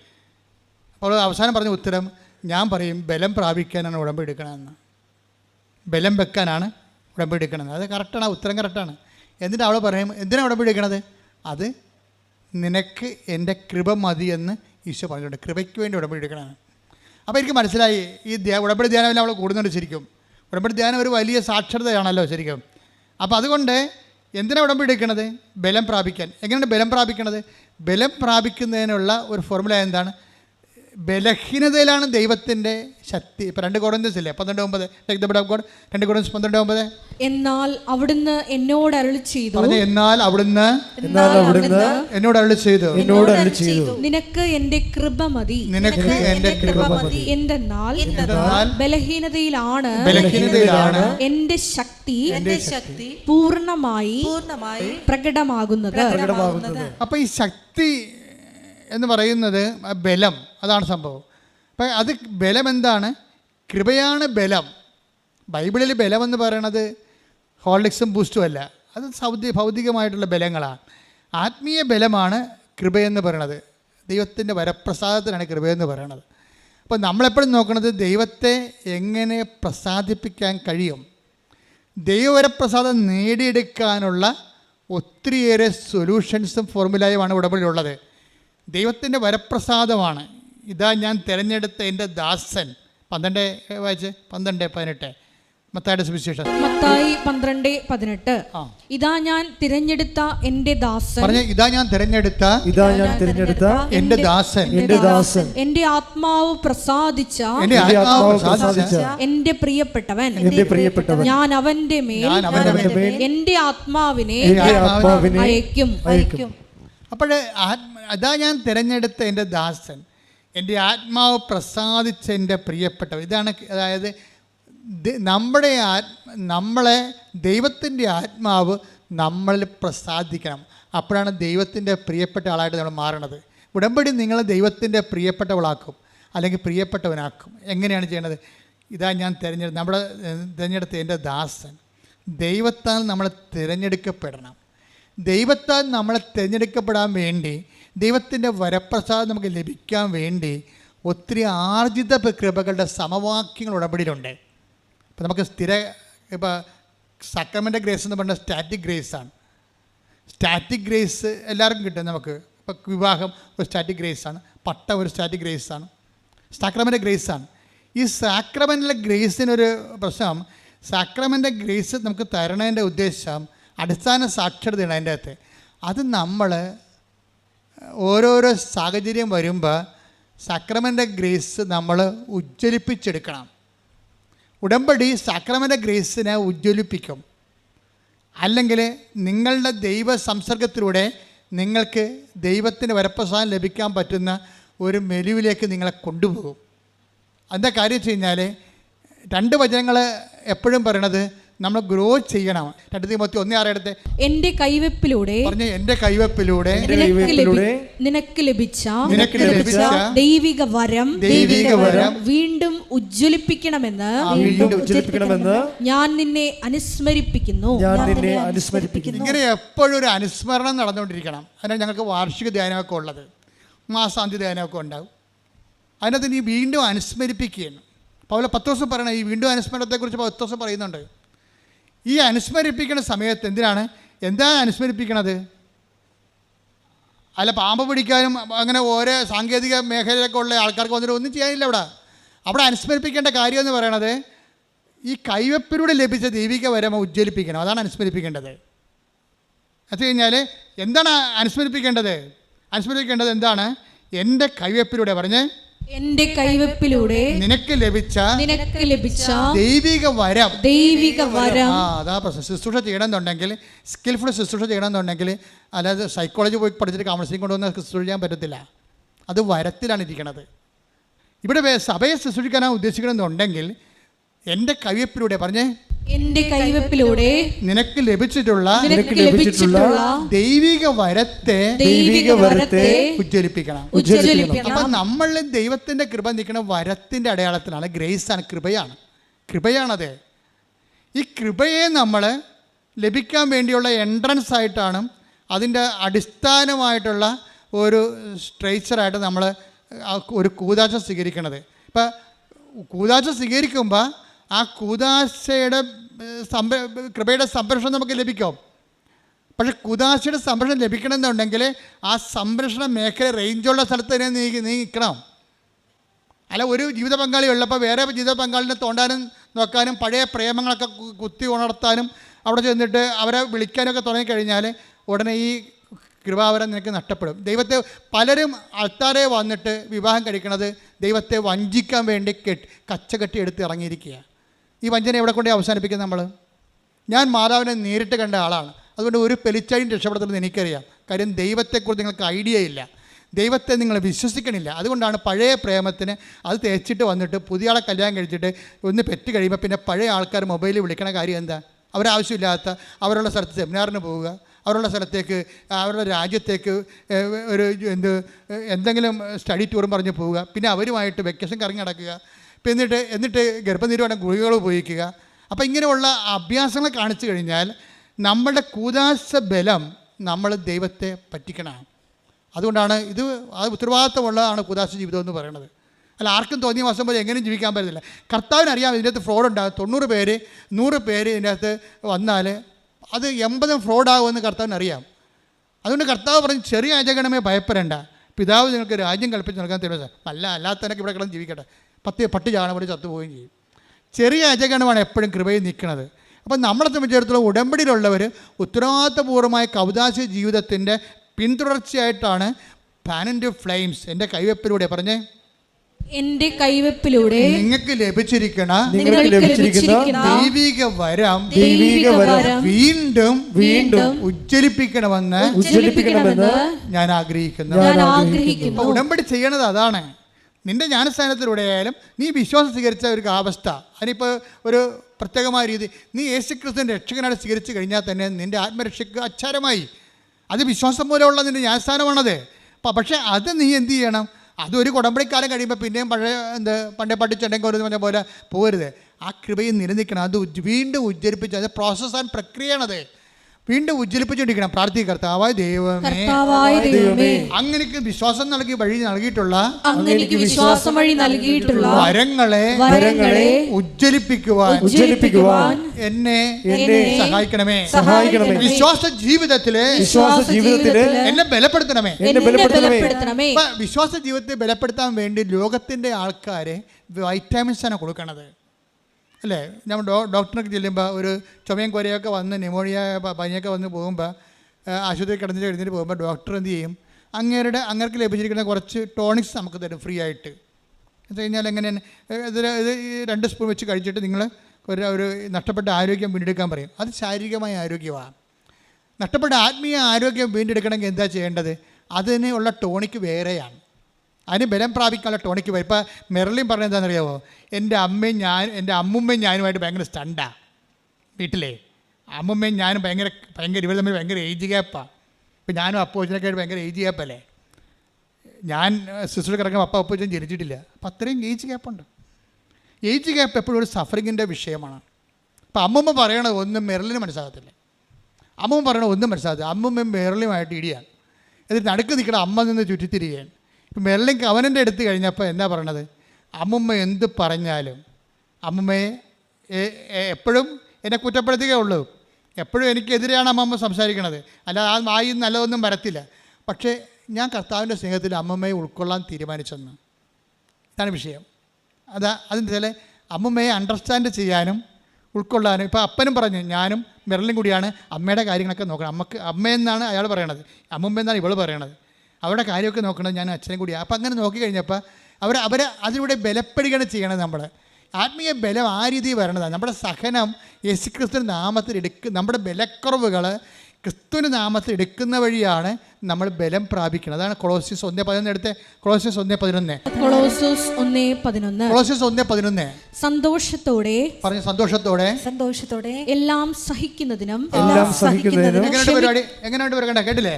സന്തോഷത്തോടെ എല്ലാം സഹിക്കുന്നതിനും ക്ഷമിക്കുന്നതിനും അവിടുത്തെ മഹത്വത്തിന്റെ പ്രാഭവത്തിനനുസൃതമായി സർവശക്തിയിലും നിങ്ങൾ ബലം പ്രാപിക്കട്ടെ.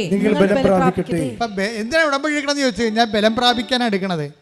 ഉടമ്പടി എടുക്കണത് ബലം പ്രാപിക്കാനാണെങ്കിൽ ആ ബലം പ്രാപിക്കുന്നതിൻ്റെ ഉള്ളിൽ അതിൻ്റെ പ്രക്രിയയിൽ സഹനമുണ്ട്, ക്ഷമയും ഉണ്ട്. മനസ്സിലായില്ലേ? കുടുംബത്തിലുള്ള വിഷയങ്ങളുടെ മേലെ ഒരു സഹനവും ക്രിസ്തുവിൻ്റെ നാമത്തിൽ സ്നേഹത്തെ പ്രതി എടുക്കണം. പിന്നെന്താണ്? ഒരു ക്ഷമയും ഉണ്ട്. ക്ഷമ എന്ന് പറയുന്നത് എന്താണ്? സഹനത്തിൻ്റെ ദീർഘക്ഷമ. സഹനം റിപ്പീറ്റ് ചെയ്യുന്നതിനാണ് ക്ഷമയെന്ന് പറയുന്നത്. ഇത് ആരുടെ പേരിലാണ്? ക്രിസ്തുവിൻ്റെ പേരിലാണ് എടുക്കണം. ഉടമ്പടി ഒരു ജീവിതമാണ്. അത് ഏറ്റവും കൂടുതലുള്ളത് അമ്മയ്ക്കാണ്. ക്രിസ്തു വരെ അമ്മയെ ഡിസോൺ ചെയ്യും. എന്തിനാണ് നിങ്ങൾ എന്നെ അന്വേഷിച്ചത്? ഞാൻ എൻ്റെ പിതാവിൻ്റെ കാലത്ത് വേപതനായിരിക്കേണ്ടവരാണ്, നിങ്ങൾക്ക് അറിയത്തില്ല എന്ന് ചോദിക്കുമ്പോൾ അമ്മ സഹനത്തോടെ ക്ഷമയോടെ ഹൃദയത്തിൽ സംഗ്രഹിക്കും, ബലം പ്രാപിക്കും. ദൈവത്തിൽ നിന്നുള്ള ഉടമ്പടിയുടെ പ്രാർത്ഥനകൾക്ക് ഉത്തരം താമസിച്ചാൽ പോലും ആ സഹനവും ക്ഷമയും നിങ്ങളെ ദൈവത്തിലുള്ള ബന്ധത്തിൽ ബലം പ്രാപിപ്പിക്കണം. ശ്രുതികട്ടെ ഹല്ലേലൂയ.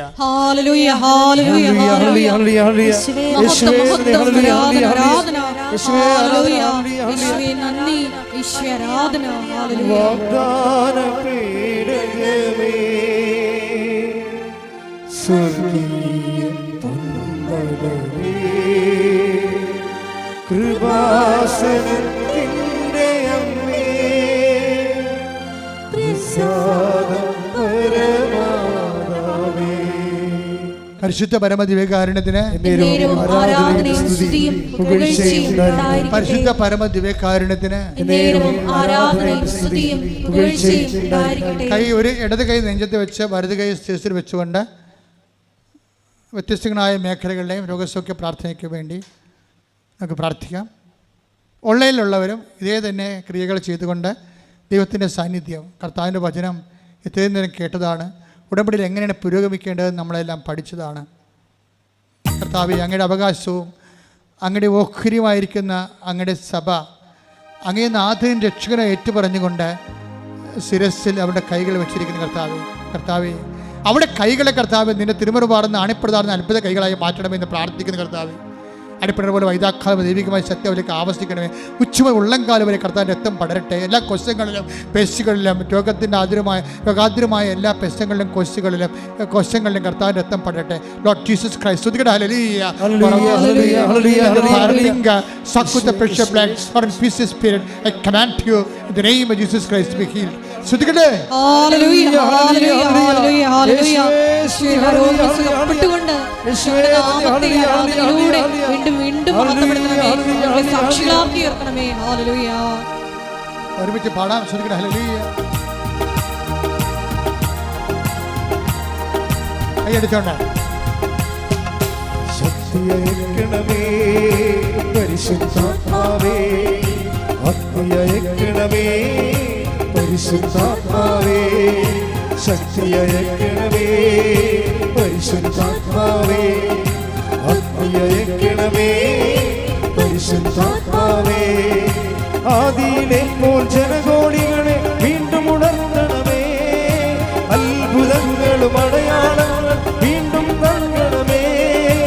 ആദിയിലെപ്പോൾ ജനകോടികളെ വീണ്ടും ഉണർത്തണമേ, അത്ഭുതങ്ങളും അടയാളങ്ങൾ വീണ്ടും നൽകണമേ. അത്ഭുതമൊഴുകും കൈകൾ എന്നിൽ നീട്ടണമേ, അത്ഭുതമൊഴുകും കൈകൾ എന്നിൽ നീട്ടണമേ. പരിശുദ്ധ പരമ ദിവ്യകാരുണ്യത്തിന് എന്നേരവും ആരാധനയും സ്തുതിയും പുകഴ്ചയും പരിശുദ്ധ പരമ ദിവ്യകാരുണ്യത്തിന് എന്നേരവും ആരാധനയും സ്തുതിയും പുകഴ്ചയും ഉണ്ടായിരിക്കട്ടെ. മകളെ ജോലിയില്ലാത്തവര്, വീടില്ലാത്തവര്, വഴിയില്ലാത്തവര്, വെള്ളമില്ലാത്തവര്, വിസ ഒത്തുവരാത്തവര്, PR കിട്ടാത്തവര്, തിരിച്ചു പോരാൻ ഉദ്ദേശിക്കുന്നവര്, കയറിപ്പോകാൻ ഉദ്യമിക്കുന്നവര്, ഇൻ്റർവ്യൂ ഉള്ളവർ, ടെസ്റ്റ് ഉള്ളവർ, PSC പോലുള്ള ടെസ്റ്റുകൾക്ക് എഴുതിക്കൊണ്ടിരിക്കുന്നവർ, റിസൾട്ട് പ്രതീക്ഷിക്കുന്നവർ, റാങ്ക് ലിസ്റ്റ് ഉള്ളവർ, അപ്പോയിൻമെൻറ്റ് പ്രതീക്ഷിക്കുന്നവർ, ജപ്തി നടപടി നേരിടാൻ പോകുന്നവർ, സാമ്പത്തിക കടമുള്ളവർ, വസ്തു വിൽക്കാൻ പോകുന്നവർ, കുടുംബത്തിൽ സമാധാനം ഇല്ലാത്തവർ, കല്യാണം വിടുവിക്കാൻ പോകുന്നവർ, വിവാഹം ഒത്തുവരാത്തവർ, മക്കളില്ലാത്തവർ, ഉള്ള മക്കൾക്ക് ദുർനടപ്പുള്ളവർ, തെറ്റായ പ്രണയത്തിൽ പെട്ടുപോയവർ, കുടുംബത്തിൽ സമാധാനം ഇല്ലാതെ കേസിലായവർ, പോസ്കോ പോലുള്ള കേസിൽ ചെന്ന് കള്ളക്കേസ് അകപ്പെട്ടിരിക്കുന്നവർ, മറ്റു തരത്തിലുള്ള കേസ് അകപ്പെട്ടിരിക്കുന്നവർ, എല്ലാവരുടെ മേഖലകളിലും കർത്താവിൻ്റെ കൃപ, വരുമാനത്തിൻ്റെ മാർഗ്ഗങ്ങൾ, കർത്താവ് ഇടപെടാനുള്ള ഡേറ്റുകൾ എല്ലാം നിശ്ചയിച്ചിട്ടുള്ളവർ, അവിടെ വരെല്ലാം കർത്താവിൻ്റെ ശക്തി പ്രവർത്തിക്കാൻ വേണ്ടി ഇടിമുഴക്കം പോലെ ശ്രദ്ധിക്കട്ടെ. ഉന്നതമായ നാമത്തിന് സ്വസ്ഥം ചെന്ന് കർത്താവേ, അങ്ങനെ തിരുമറവാർന്ന് വലതുകരം മക്കളെ സ്ഥിതി വെക്കണമെന്ന് പ്രാർത്ഥിക്കും കർത്താവേ. വഴിയില്ലാത്തവർ, വെള്ളമില്ലാത്തവർ, വീട് കർത്താവേ, ജീവിക്കാനുള്ള മാർഗമില്ലാത്തവർ, ജോലിയില്ലാത്തവർ, വീട് നഷ്ടപ്പെട്ടവർ, വിസ നഷ്ടപ്പെട്ടവർ, വരാത്തവർ കർത്താവ്, വ്യത്യസ്തങ്ങളായ വിഷമതകളുടെ വേദന അനുഭവിക്കുന്നവർ, സമാധാനം ഇല്ലാത്തവർ, കുടുംബസമാധാനം ഇല്ലാത്ത കുടുംബങ്ങൾ, ഒത്തുവരാത്ത കല്യാണങ്ങൾ, മക്കളില്ലാത്തവർ, ഉള്ള മക്കൾക്ക് രോഗങ്ങളുള്ളവർ, തെറ്റായ പ്രണയബന്ധത്തിൽ അകപ്പെട്ടിരിക്കുന്നവർ, കുടുംബത്തിൽ സമാധാനം ഇല്ലാത്തവർ, വഴക്കുള്ളവർ, അതിഥി തർക്കമുള്ളവർ, കേസ് അകപ്പെട്ടിരിക്കുന്നവർ, ജോലിയില്ലാത്തവർ, സാമ്പത്തിക തകർച്ചയുള്ളവർ, സാമ്പത്തിക കടങ്ങളുള്ളവർ, എല്ലാ തരത്തിലും വിഷമം അനുഭവിക്കുന്ന ഇടിമ കർത്താവിൻ്റെ വലിയ ശക്തി ഈ നിമിഷം ഇടപെട്ട് വരികയും മാരക രോഗങ്ങൾ, തീരാവേദിക ജീവിത ദുരിതങ്ങൾ യേശു ക്രിസ്തുവിന്റെ ഉന്നതമായ നാമത്തെ മാറിപ്പോകട്ടെ.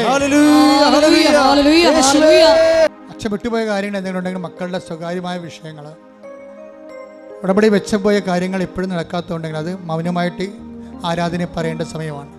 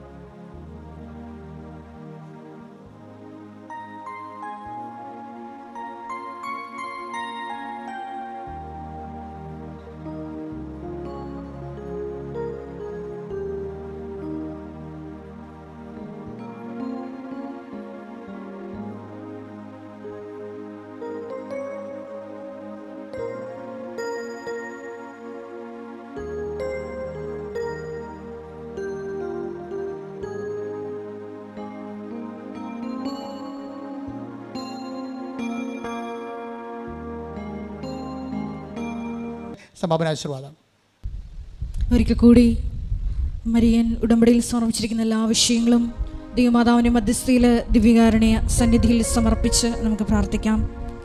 ശതാധിപനെ പോലെ ദൈവസ്നേഹത്തോടെ ജനങ്ങളെ സ്നേഹിച്ചുകൊണ്ട് കാരുണ്യ പ്രവർത്തികളിലൂടെയും പ്രേക്ഷിത പ്രവർത്തനങ്ങളിലൂടെയും എല്ലാം ഈശോയ്ക്ക് സ്വീകാര്യമായൊരു ഭവനം, ദൈവത്തിൻ്റെ കൂടാരം നിർമ്മിച്ചുകൊണ്ട് കൃപയിൽ വളരുവാൻ ഞങ്ങളെ ഓരോരുത്തരെയും അഭിഷേകം ചെയ്യണമേ എന്ന് പ്രാർത്ഥിച്ചുകൊണ്ട് ശിരസ് നമിച്ച് നമുക്ക് ദിവ്യകാരുണ്യനാഥൻ്റെ ആശീർവാദം സ്വീകരിക്കാം.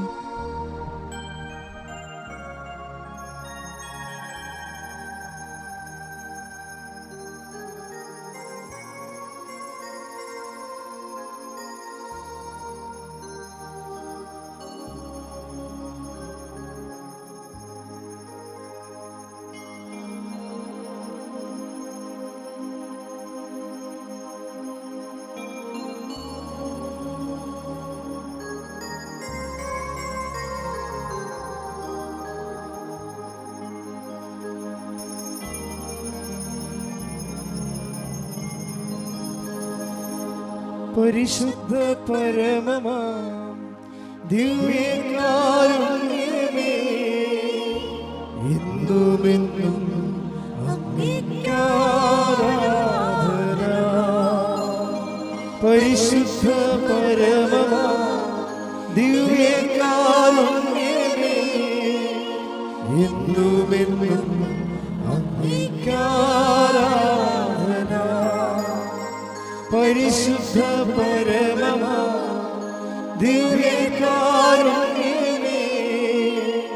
എന്നുമെന്നും അങ്ങേയ്ക്കാരാധന. ആവേ ആവേ ആവേ മരിയ, ആവേ ആവേ ആവേ